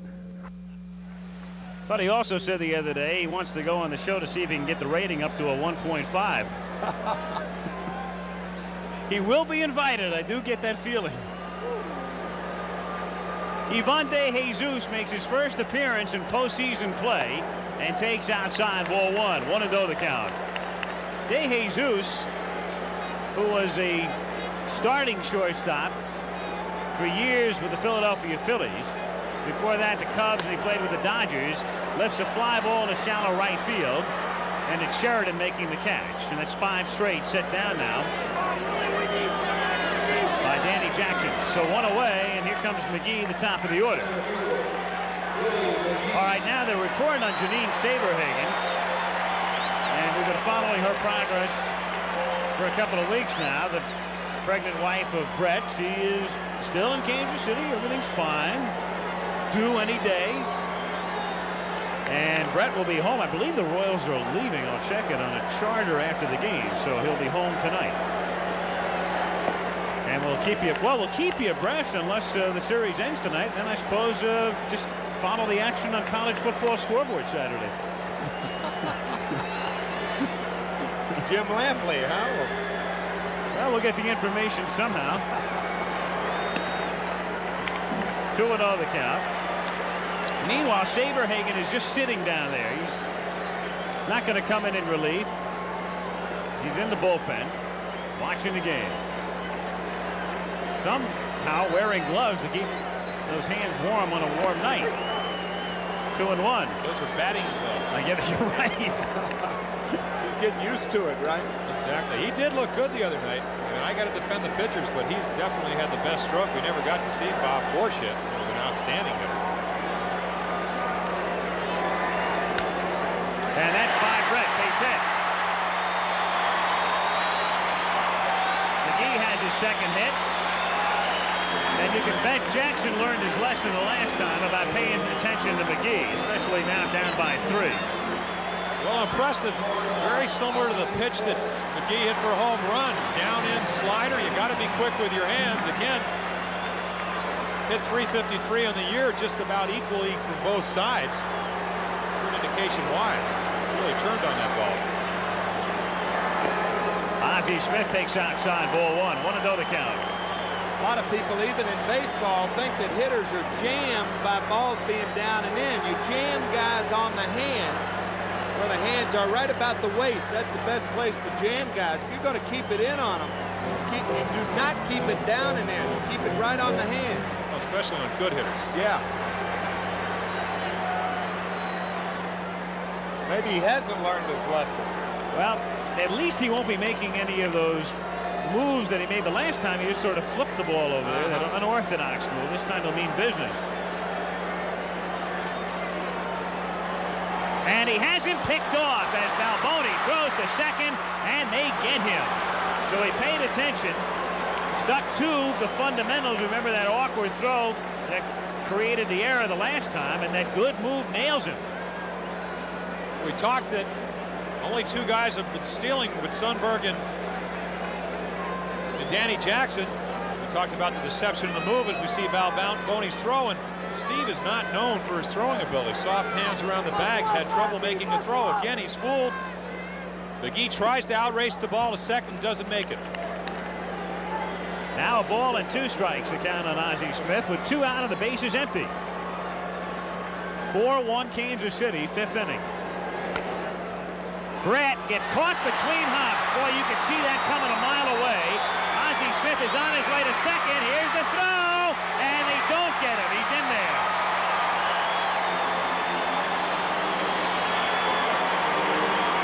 Brett committed too late. You can see it the minute the ball left the bat.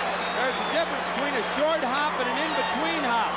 This is an in-between hop. Now watch Brett come up. All infielders are taught to keep the glove below the hop. And George, as you can see, was about even with the hop. And that's why Lonnie Smith, or Ozzie Smith, is in the second base. Second error of the game, but that's an understandable error. Didn't really know which way to go on that, to come in and play it on the short hop or back up. If he backs up, no way to get Ozzie Smith. And how big is the pickoff now? 1-1 is hit in the air to left field, and it's an easy play for Lonnie Smith. So the pickoff is a key play in this inning. No runs, a hit, an error, and at the end of 5, 4-1 KC. Todd Worrell, his postseason marks there, came up from Louisville in August. He'd been a starting pitcher there for about half the year, put him in the bullpen, brought him up, and he's done some job as Biancalana swings and misses. Biancalana, Danny Jackson, and Lonnie Smith. 6th inning, game 5, 4-1 KC. That's looped down the line and just foul. So Biancalana, who, as we said before, has now been on base more than half the time he's come up, nearly gets on again. He told me the great thing about playing the World Series in prime time is that he's had more prime time exposure than David Letterman. I mean, you got to stay up in the middle of the night to watch Letterman. 0-2 pitch, 1-2. I have a feeling we are in major trouble on Letterman's show very soon. I've already been on the show and I was in major trouble. Buddy Biancalana's mom is in major trouble too. And down he goes. And I'll tell you why. She said she would have been more offended by Letterman's remarks had it been a better quality show. So Buddy's mom to his defense. I think the script writers are hard at work at 30 Rock. Danny Jackson fouls it away, and the count is 0-1. I mean, seriously, if you're David Letterman, what power he must feel that he has. He's able to cure insomnia all the way across the country. Knock it off. 0-1 to Jackson. It's up high, and it's 1-1. Well, the first player that he picked on, of course, weighed about 120 pounds more than Buddy Biancalana. That's Terry Forster. The old tub of goo. 1-2. Well, this guy is a real hoss. 95-mile-per-hour fastball. Came in the first ball game, got the save, 2 1/3 innings. Cardinal pitchers have already combined for 9 strikeouts in the game and make it 10. So they've used 4 pitchers, have 10 strikeouts, most consecutive strikeouts right there. A total of 5. And that, of course, would be batters' strikeouts, in case you just looked at the graphic and you thought about pitchers and you saw Jackson's name. He joins Mickey Mantle. That's the wonderful, one of the wonderful things about baseball statistics. When you compile lists like that, you see all this crazy stuff. Mickey Mantle and Danny Jackson did the same thing. Lonnie Smith, a swing and a miss. 96 was the clocking on that one. On the subject of strikeouts, of course, all I have to do is look over to my right, and there's Reggie Jackson with a big K on his monogram. Only 170 one year. I mean, that's.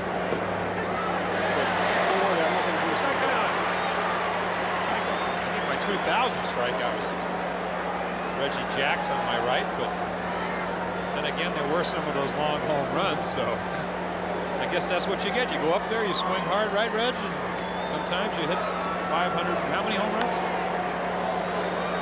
1-2 the count. 530 is where Reggie ended the season. And Worrell strikes out the side. Flamethrower. 4-1 Kansas City. I'm going to give you the definition of a power pitcher. There's one. There's Jackson. Look at the ball go up high fastball. There's Smith.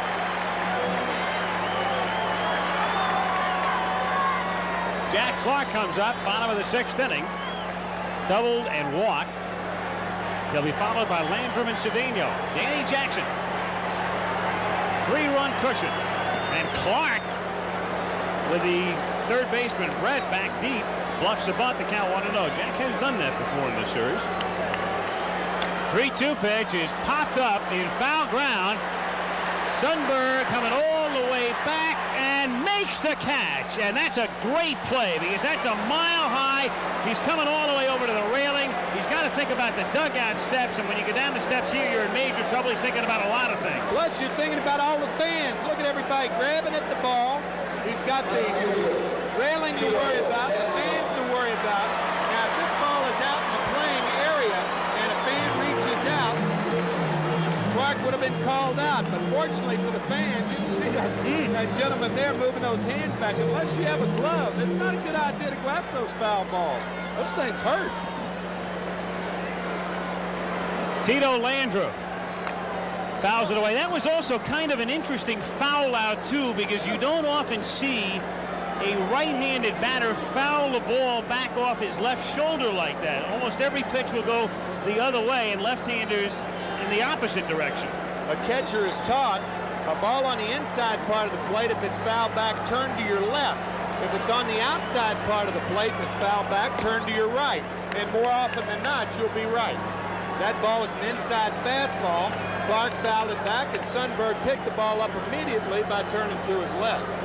It also says something about Jack Clark's bat speed. Yes, it does. It does. The left-handed batter who used to foul a lot of balls off his right shoulder was Joe Morgan. He just had that level swing and the type of swing and the bat speed that created that. But it's a little thing to notice when you go to a ball game how infrequently that happens. Fouled away in the count 1-2. Grounded down to White at second base, and he throws him out. So there are 2 down. Cedeno is coming up. Quickly, the scoring summary in the first inning. The Royals got on the board. White drove in Smith. On the ground out, Right fielder, Back-to-back doubles in the bottom of the first with a Cardinal run. Then Sundberg's double. He was safe at home on a close play on Biancalana's single, and then Wilson's triple did in Forsch. And all zeros since, so it's 4-1 with 2 out of the bases empty, and Cedeno the batter. Popped out, grounded out, 0 for 2 tonight, 1 for 11 in the World Series. That's a chopper charged by Brett. He throws to first. And in all the even innings, the Cardinals have gone out 1, 2, 3. On to the 7th we go. Here was Willie Wilson's triple in the 2nd inning, which turned a 2-1 ball game into a 4-1 game, with Biancalana coming in to score and Lonnie Smith also crossing the plate, and that did it for Forsch. The Cardinal bullpen has done a great job in relief. They've held the Royals right there, but Danny Jackson has held the Cardinals right there. So it's 4-1 as Wilson leads off the 7th by taking a strike. Todd Worrell, who struck the side out in the 6th inning. 4th Cardinal pitcher. Fouled away, and the count is 1-1.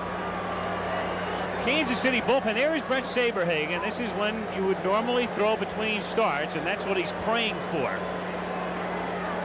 Because another start for Brett would mean a 7th game on Sunday. And Wilson strikes out.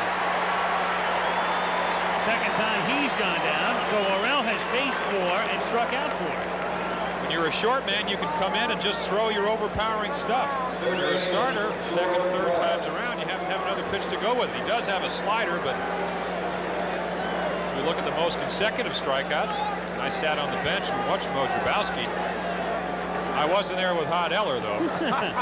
Timmy was. You probably caught him, didn't you, Tim? Indeed, indeed. Of course, the second catcher on that team, along with you, was Euchre. Bob Euchre. Old roommate. Room with him here in St. Louis. Well, if he caught him in 19, what? 19, he had to be old. Well, we heard from the Euchre today. He was looking for tickets. Of course, it's nice, though, when you don't have tickets, you can be up in that hotel up there. Right. Under the left field roof watching the game. It's not that far from where he normally sits. That's right. Right across the street where you need a reservation for an elevator. 1-1 the count on Brett. And it's fouled away in the count 1-2.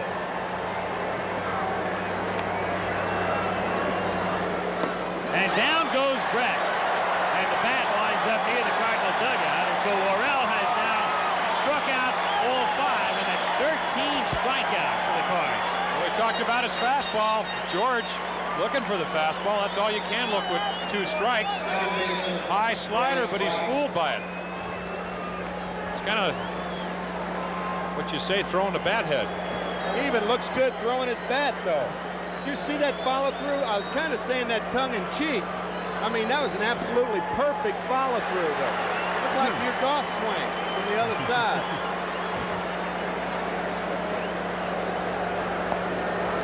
0-1 on White. 0-2. So here's Worrell a strike away from putting his name in the World Series record book.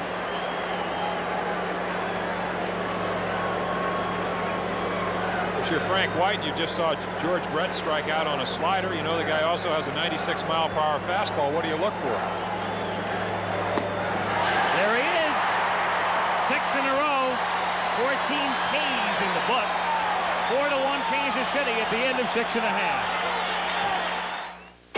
IBM presents You Make the Call. While swinging at a pitch, a batter first hits the catcher's glove and then hits a weak ground ball to the first baseman, who throws to the pitcher. Is the batter out? You make the call. If a batter hits the catcher's glove while swinging, it's catcher's interference, and the batter is entitled to first base. So if you said the batter was not out, then you made the right call. Here we go to the bottom half of the 7th inning. Terry Pendleton to lead off. It's the bottom of the order for the Cardinals. And Pendleton pops it up in foul ground. Brett has to charge hard toward the dugout. Slides, goes into the dugout. Did he make the catch? No, he didn't. And George Brett, in the worst possible ballpark, start to go into the dugout because the steps are narrow and it's very steep.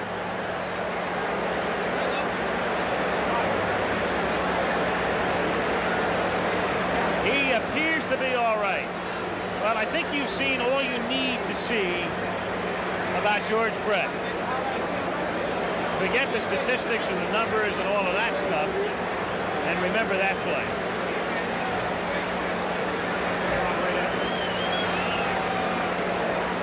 And here he comes.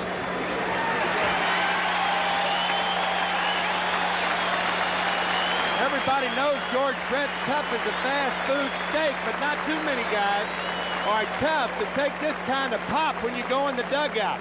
Only play you can make this play, or the only way, is to slide and try to catch it. He drops the ball, his teammates trying to catch him, but he's airborne right on that floor. Oh boy. Into the arms of Lee May. Save for Lee May. Trying to cushion him. Man. They replay it for the crowd. They give him another hand. Boy. Our hats are off to you, pal. Yes, sir. One of his biggest problems, they always said he was injury prone. This is why.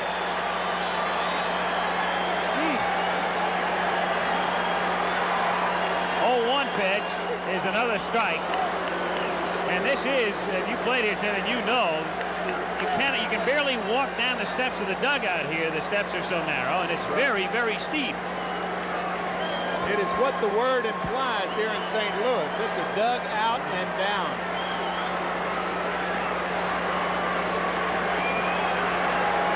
To Pendleton, got him swinging. Tagged by Sunbird, one away.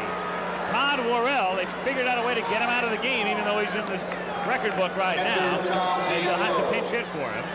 Meanwhile, Danny Jackson very quietly keeps mowing him down. He has now retired 5 in a row. That's only his second strikeout. Nieto tries to bunt, something he proved he could do last night, and the count is 0-1. Boy, oh boy, George Brett. You can put up a lot of numbers and stuff. I don't know what it means. Well, if you ever pitched against him, you know what kind of player he is. That's popped up in foul ground. You know, it's funny, you can tell it's that kind of a game where the Royals have their backs to the wall totally here. On a couple of plays tonight, the way Sundberg came to the plate, the way Sundberg went back to the screen on that foul ball, it was that little extra, this is the World Series sort of momentum in that play right there, of course, by Brett. The most interesting thing I think I've ever heard George really say is that he said Charlie Lau taught him how to hit, Chuck Hiller taught him how to field, Whitey Herzog taught him about the game of baseball. And Danny Jackson just taught Tom Nieto a lesson for strike 3. 2 down, and Brian Harper now comes up to pinch hit. But Jackson has been coming in on a lot of the right-handed hitters all night. You see Sundberg setting up way outside because you can afford to miss the ball. But that ball right on the corner. What a job by Jackson, not only in postseason play, but his last week of the season, he had a big victory over the California Angels to put the Royals in this thing. There's Lottie in the pen as Worrell comes out. That'll be a pretty good-looking line in the newspaper tomorrow, won't it? 2 innings pitched, no hits, no runs, no earned runs, no walks, 6 strikeouts. Harper chops it foul, and the count is 0-1. Well, what Jackson has done, if nothing else, is he's taken Hauser down to the point where he can bring in Quisenberry or bring in Farr. He's down to the short man. He's gone through the long and the middleman. He's right down to the end.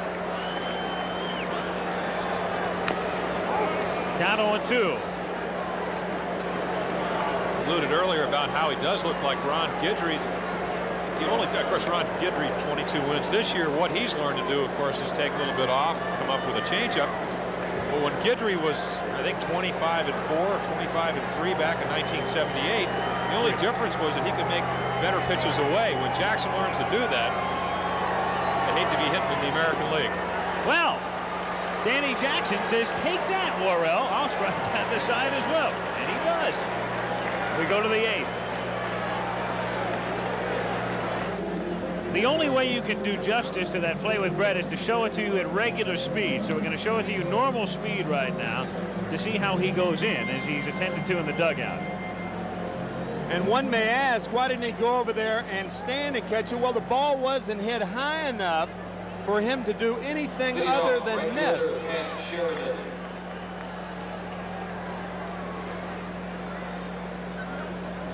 That would have been one of the all-time plays. Lee May making sure he had some cushion, and May had to think about flying spikes as well. It's a very dangerous spot for the receiver. Sheridan at the plate in the 8th inning with Lottie on the mound. 2-0 count. By the way, most strikeouts in a World Series game accomplished by one man, Bob Gibson. Opening game of the 1968 series against the Detroit Tigers, and that, interestingly, is a series where the Cardinals were up 3-1, and the Tigers came back to beat the Cardinals that year 4-3.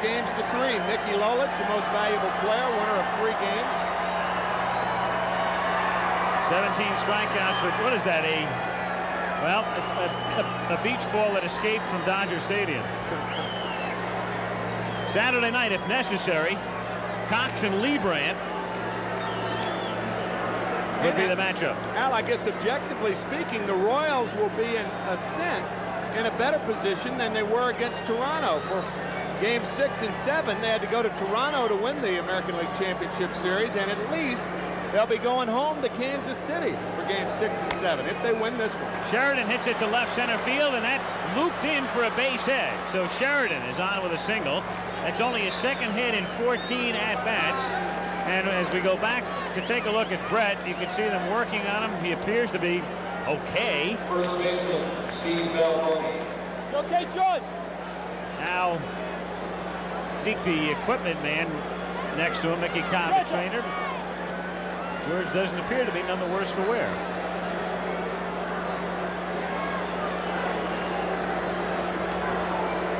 Here's Balboni, and he hits it into left field for a base hit. So the Royals, and it's juggled there by Landrum, but no further advance by Sheridan at second. 2 on and nobody out, and Sundberg is the batter. Overhead view of the base hit by Balboni. Looks like Lottie's a little bit rusty, but then again, when you're trailing, obviously you do not want to go with the pitcher till he gets out. But if you're Whitey Herzog, you're looking to get your guys a little bit of work, so they will be ready for Game 6. Not bad to have your whole bullpen get a inning or two. Cardinals guard against the bunt, but this is an interesting call for Hauser because you got Biancalana, and I know he's been hot, but the bunt Sundberg and have 2nd and 3rd, and Biancalana, the pitcher, up, or just what? In any event, as you look at the defense, that's how they're aligned. And he's up there to swing away on the first 2 pitches, and it's 1-1. I don't think you bunt. I think we saw Jim Sundberg last night. Base hit to right field off Tudor. Pitched a shutout. Also hit a line drive. He can't hit the ball the other way. I'd rather have him try to advance the runners and maybe create a situation where you might score some runs right now. Otherwise, I think you're going to take the bat right out of Biancalana's hands. 1-2 the count. In the bullpen, meanwhile, Ken Daly is throwing. On the other side of the coin, as you see Daly, the left-hander, Jeff Lottie led all National League relievers in double play ground balls. And Sundberg does not run well. 2-2. That's a good point you make, too, Tim, because Lottie and Worrell both serve the role of closers, so Herzog knows if he wants the heat. I mean, Worrell was the classic example tonight. If he wants the grounder, this is your man. 2-2 to Sundberg is low, ball 3. Now, we'll see if they start the runners to stay out of a potential double play. The rest, obviously, you run with Sheridan at second and Balboni at first is a double play. Well, I know if I'm catching, I know what base I'm throwing to. Second base, good point. Get the trail runner Balboni as opposed to the speedy Sheridan, regardless of what kind of jump they have. I think he's going. Tim? I do too. James? Affirmative. They stay, and the pitch is grounded down to third. Short hop by Pendleton, makes the tag and throws to second, and they get that kind of a double play.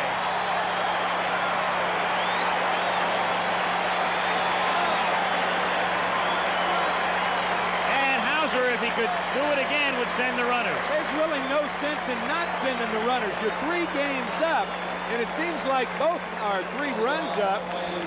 You know, you do avoid the double play if you do send the runners, but that's really not the point. You can afford to take more chances when you're 3 runs up. Dick playing much more conservative than the situation dictates. When you're 3 runs up, you take more chances. Biancalana takes the line. That was not good base running by Sheridan. You have to be totally aware of what's happening, and he just made it too easy to be tagged out. I mean, you have to do more than a cursory escape act on that play. 2-0 the count. Here it is. And you got to be thinking about what's going on here. You can stop, and if you do stop, Pendleton would alertly go to second for the force and then get Sheridan. But at least, and your point's well taken, you do have a guy in a rundown as opposed to a tag and a force play. Do anything, but you can't be tagged. Fall down, stop. 2-1 the count. But if you send the runners, our analysis doesn't center around how Sheridan makes an out. But the runners weren't running, but I don't understand why not. Biancalana hits it into center field for a base hit. And now look at that double play. And now Hauser has to send Jackson up to hit with first and second and 2 out. So in the inning, you got 3 singles and a double play, 5-4. And you're really squandering a pretty good little opportunity here to again break the game open, which they missed out on in the 4th inning when White struck out. So even though they have a 3-run lead, it could be a lot more. Jackson at the plate. 0-1. Jackson has struck out 3 times tonight. 5 consecutive strikeouts in the series, so he too goes into the record books with a K here. And he shatters his bat, bounces it behind second. Ozzie Smith comes up throwing, and it gets by Clark. If you can believe that, 1 run will score, and stopping at third is Biancalana. And of all things, Ozzie Smith throws one away. Boy, has this been a crazy inning. It's 5-1. Well, this may go as a base hit and no RBI for Danny Jackson. Ozzie throws it short, a little in between hop. That's a tough play for Clark. He had to throw it over her, too. That's right. But if he does get a base hit on that, it'll only be the 2nd hit for the American League pitchers since the pitchers have had to bat. The other one by Tim Stoddard back in 1979. And it scored as an error, so Stoddard, you're still alone. Scratch that one, huh? E6 as Lonnie Smith fouls it back. So 4 of the 5 Royals have reached in the inning. And it takes all 4 to produce a run. Runners at first and third. Smith has been aboard 3 times tonight. 2 for 3.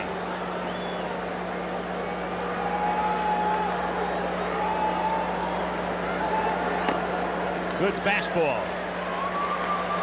0-2. I think Ozzie Smith got an error on that play because his standards are so high. You're right. Reputation precedes you. Exactly. And he scores knowing Smith makes that play 95% of the time. Put up the E6. Still 0-2. And Lonnie Smith struck out in the top of the 8th inning. 15 Royals have gone down on K's, but they lead 5-1. Al Michaels along with Jim Palmer and Tim McCarver at Busch Stadium, St. Louis. The crowd trying to get the Cardinals started.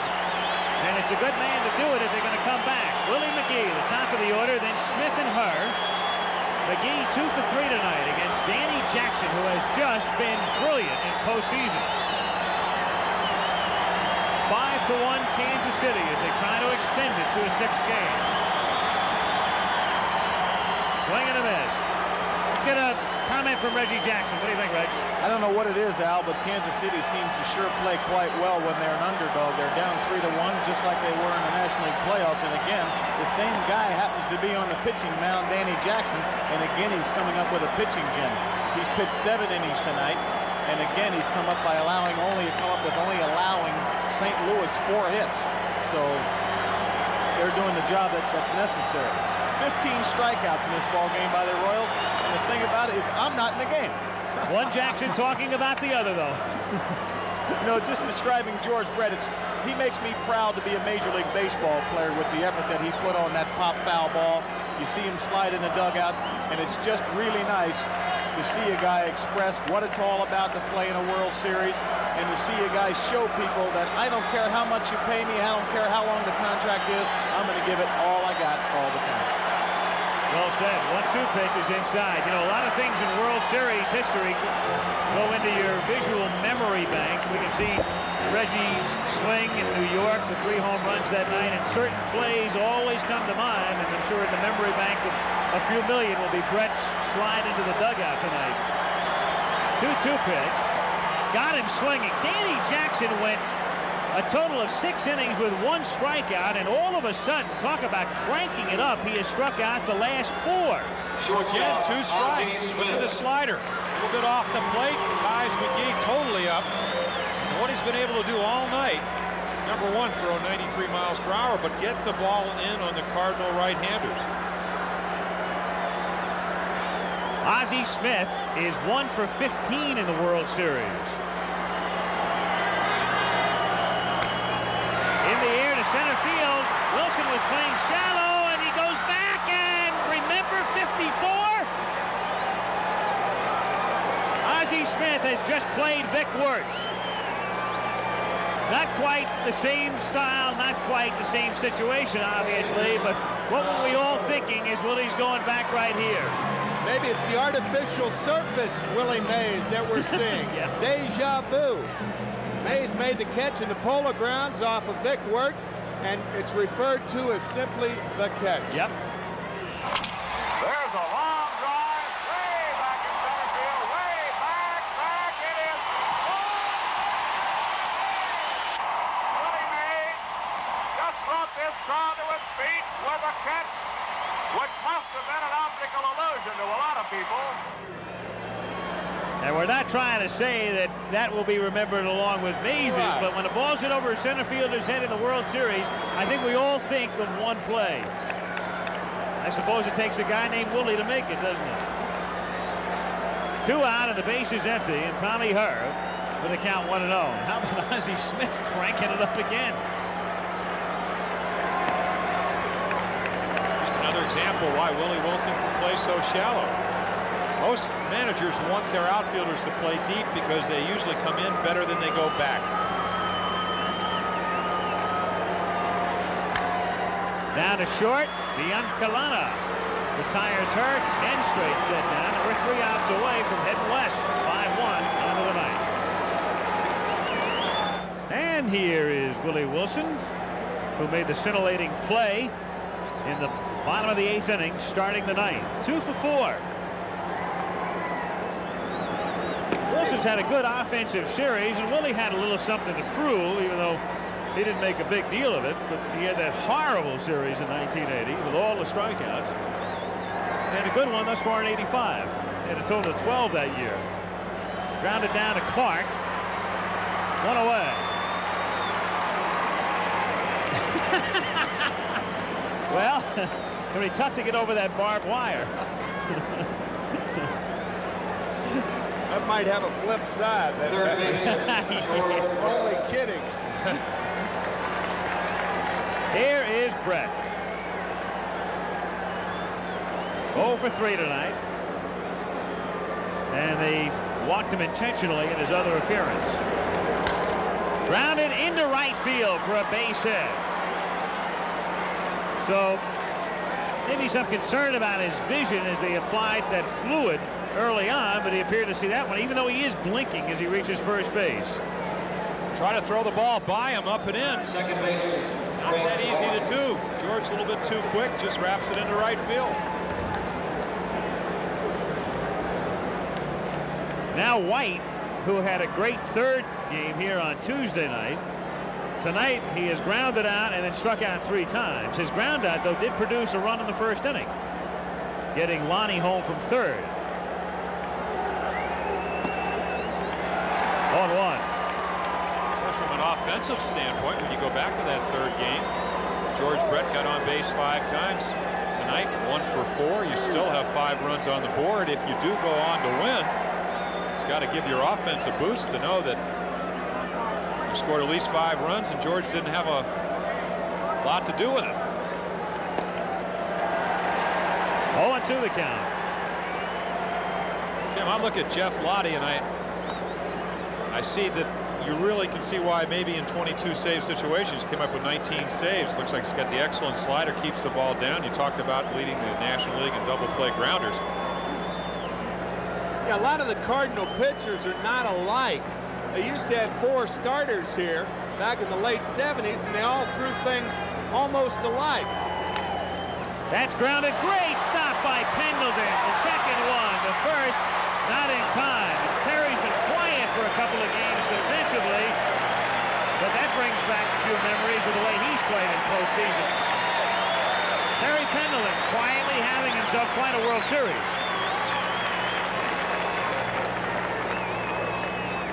Take a look at the Houdini of the hot corner. That's what they call him here in St. Louis. Can't make much better a play. No chance for the double play with White's speed. You can't play third base on AstroTurf without good reflexes. You talked about that in game 2. There's a perfect example. I remember when Dick Allen, like you said, moved him to third base, and he said that's all it is down there. It's reflexes. That hitting about 34 home runs a year. Here is Sheridan. And he hits it to left field and deep and over the head of Landrum, and he can't make the play, and it bounces off the fence. A break there for the Royals, otherwise it would have been a ground rule double, and White comes in to score. That's a nice little break for Kansas City, because if that ball skips about 2 feet higher, White stops at third. And a group in from Western Missouri appreciative of that extra run. 6-1, and Whitey Herzog is looking at a trip back home, one way or another. I guess Kansas City's thinking it's about time some of the bounces start going our way. They did in the first 3 games. Watch this, it hits right on the top of the fence. Hits the yellow line, I believe. Right in the middle of the yellow line. And bounces back. Had that ball gone over, of course, Frank White stops at third base. 6-1 Royals. Balboni takes outside. So Kansas City a winner by a score of 6-1. In fact, in game 3. Trying to make it 2 out of 3 at Busch Stadium. And Balboni hits a soft little grounder to third. Pendleton charges, throws, and gets it. But the Royals get some more insurance. Jackson will take them out with a 5-run lead.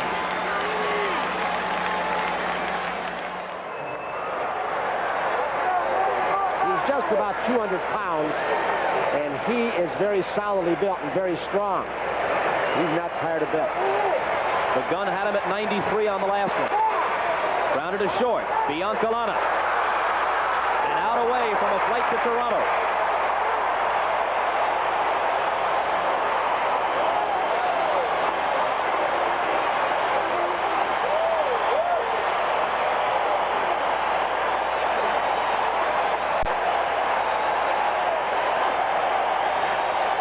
Will be called back, and Cecil Fielder, who had a pinch hit double last night, is coming out.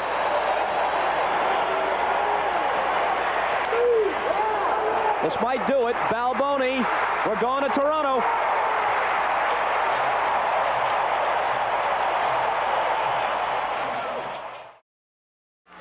Well, they're going to take Brett out and put Greg Pryor in at third base. It's his first appearance in the World Series. There's George still in the dugout. So the Royals defensively, with Brett still blinking and now closing his eyes, and that appears to be the after effects of that slide into the dugout. Casey defensively with Jackson and Sundberg, the infield of Balboni, White, Biancalana, and Pryor. The outfield of Lynn Jones in left, Willie Wilson in center, Pat Sheridan in right. So now it's Clark in the bottom of the 9th inning. Outside. Jackson has faced only 6 over the minimum.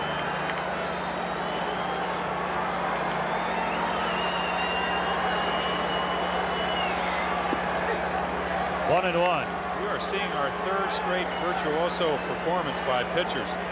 Saberhagen on Tuesday night, last night. John Tudor, Danny Jackson tonight. Hard to be much better the last 3 we've seen. They'll test Pryor early, and he throws him out.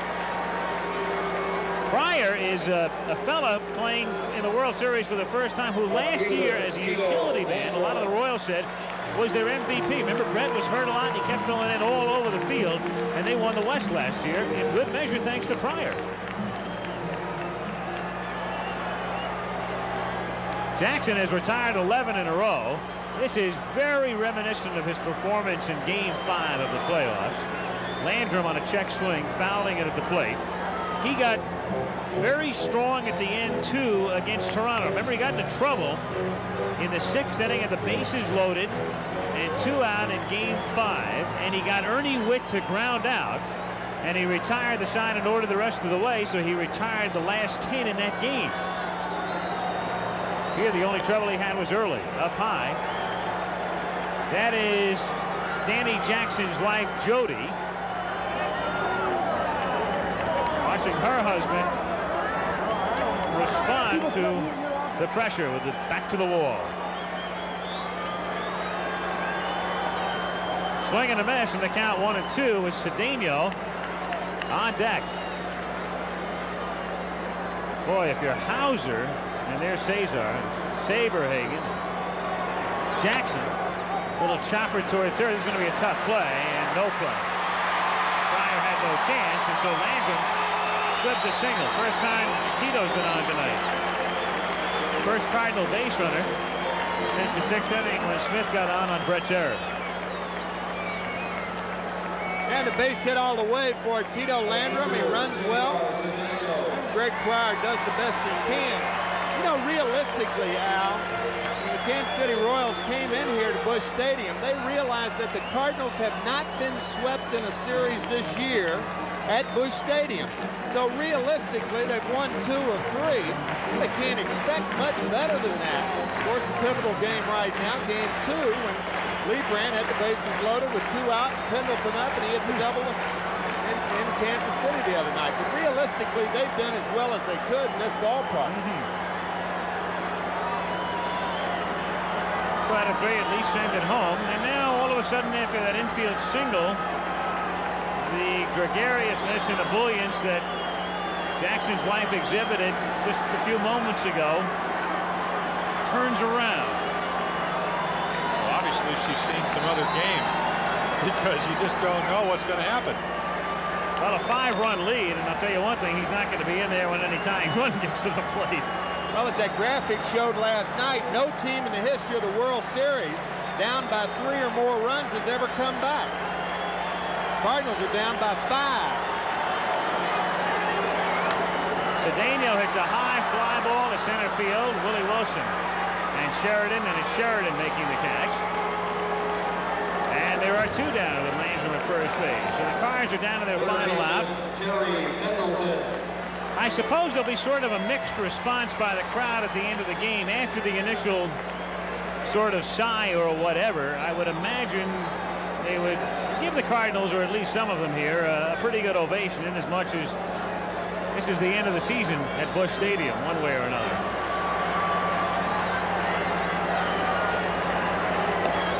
One and 0 the count. 2-0 the count. Now 3-0 with Nieto on deck. And ball 4. So first and second, a mild little stirring here in the bottom of the 9th inning. And Tom Nieto is the batter. 0 for 3. 122 pitches. 5-run lead for Kansas City. And Al, your point about those tack-on runs in the 8th and 9th innings kind of come into play. It's a 4-1 ball game. Quisenberry may be in there, and the Cardinals would probably send up a power hitter, Van Slyke or somebody like that. Quisenberry's had trouble with left-handed hitters all year. Singletons in the 8th and 9th have turned out to be mildly important at the moment. 1-0 the count. If you're Danny Jackson, get 2 outs. The biggest thing that you have to worry about, number 1, talking about the amount of pitches, as Jim Sundberg goes out to the mound, you don't want to overthrow. It's a situation you try to put yourself in all night. When you get there, a game of 27 outs, we've talked about that before. You have a tendency maybe to get maybe a little bit outside yourself, and instead of pitching, you start throwing. So Danny Jackson trying to wrap it up, trying to create a sixth game against Saturday night, 8 o'clock Eastern time. The starting time for Game 6. Charlie Leibrandt, so magnificent last Sunday, pitching against Danny Cox. A strike, and the count is 1-1.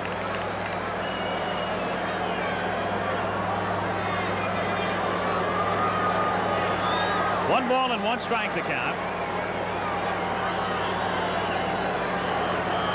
That's grounded down to short. Biancalana goes to White, and Kansas City, here we come again.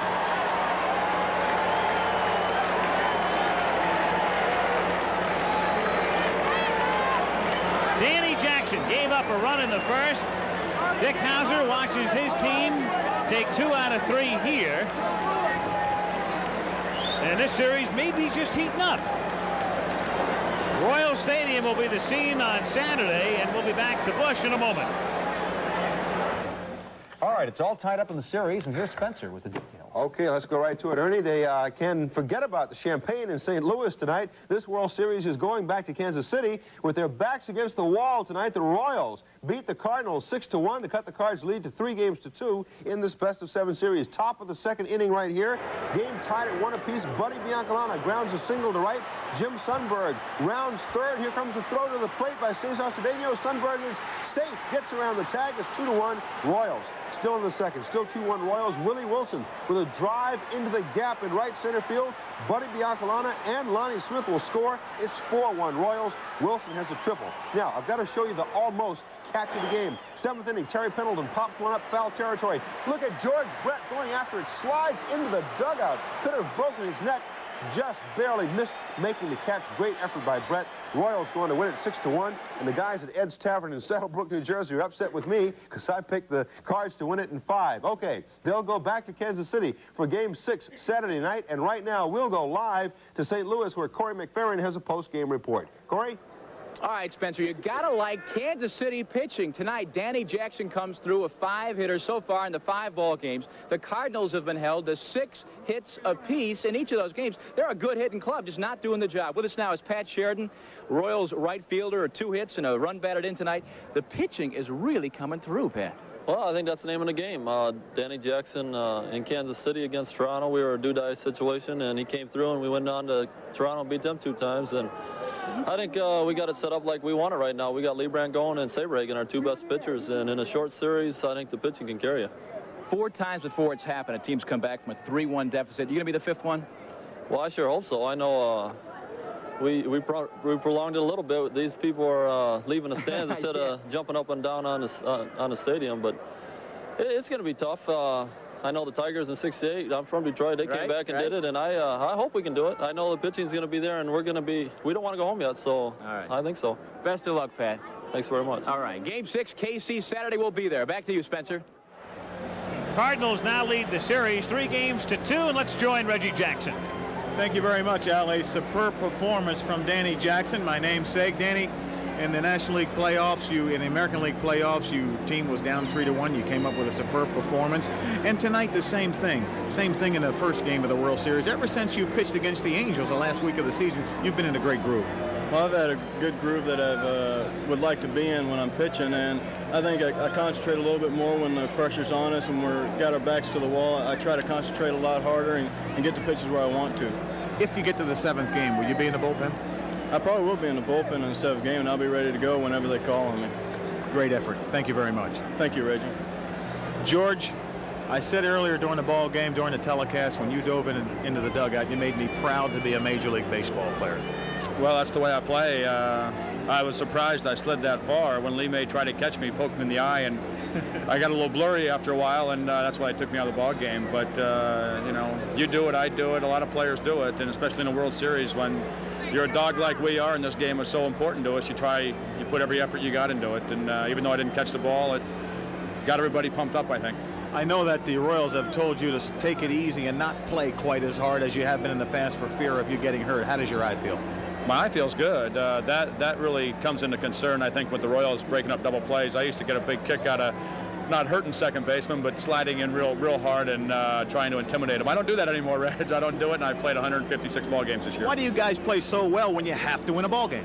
Character, I guess. It's hard to explain. That question's been asked so many times so far, and being down to you guys throughout the regular season, coming back, beating you the last week of the season, being down 3-1 to Toronto, and getting pitching performances like that from Danny Jackson helps tremendously. But I just think everybody's real poised. We were real comfortable before the game today, and we knew what we had to do, and it seems like every day our backs are up against the wall, the better we play.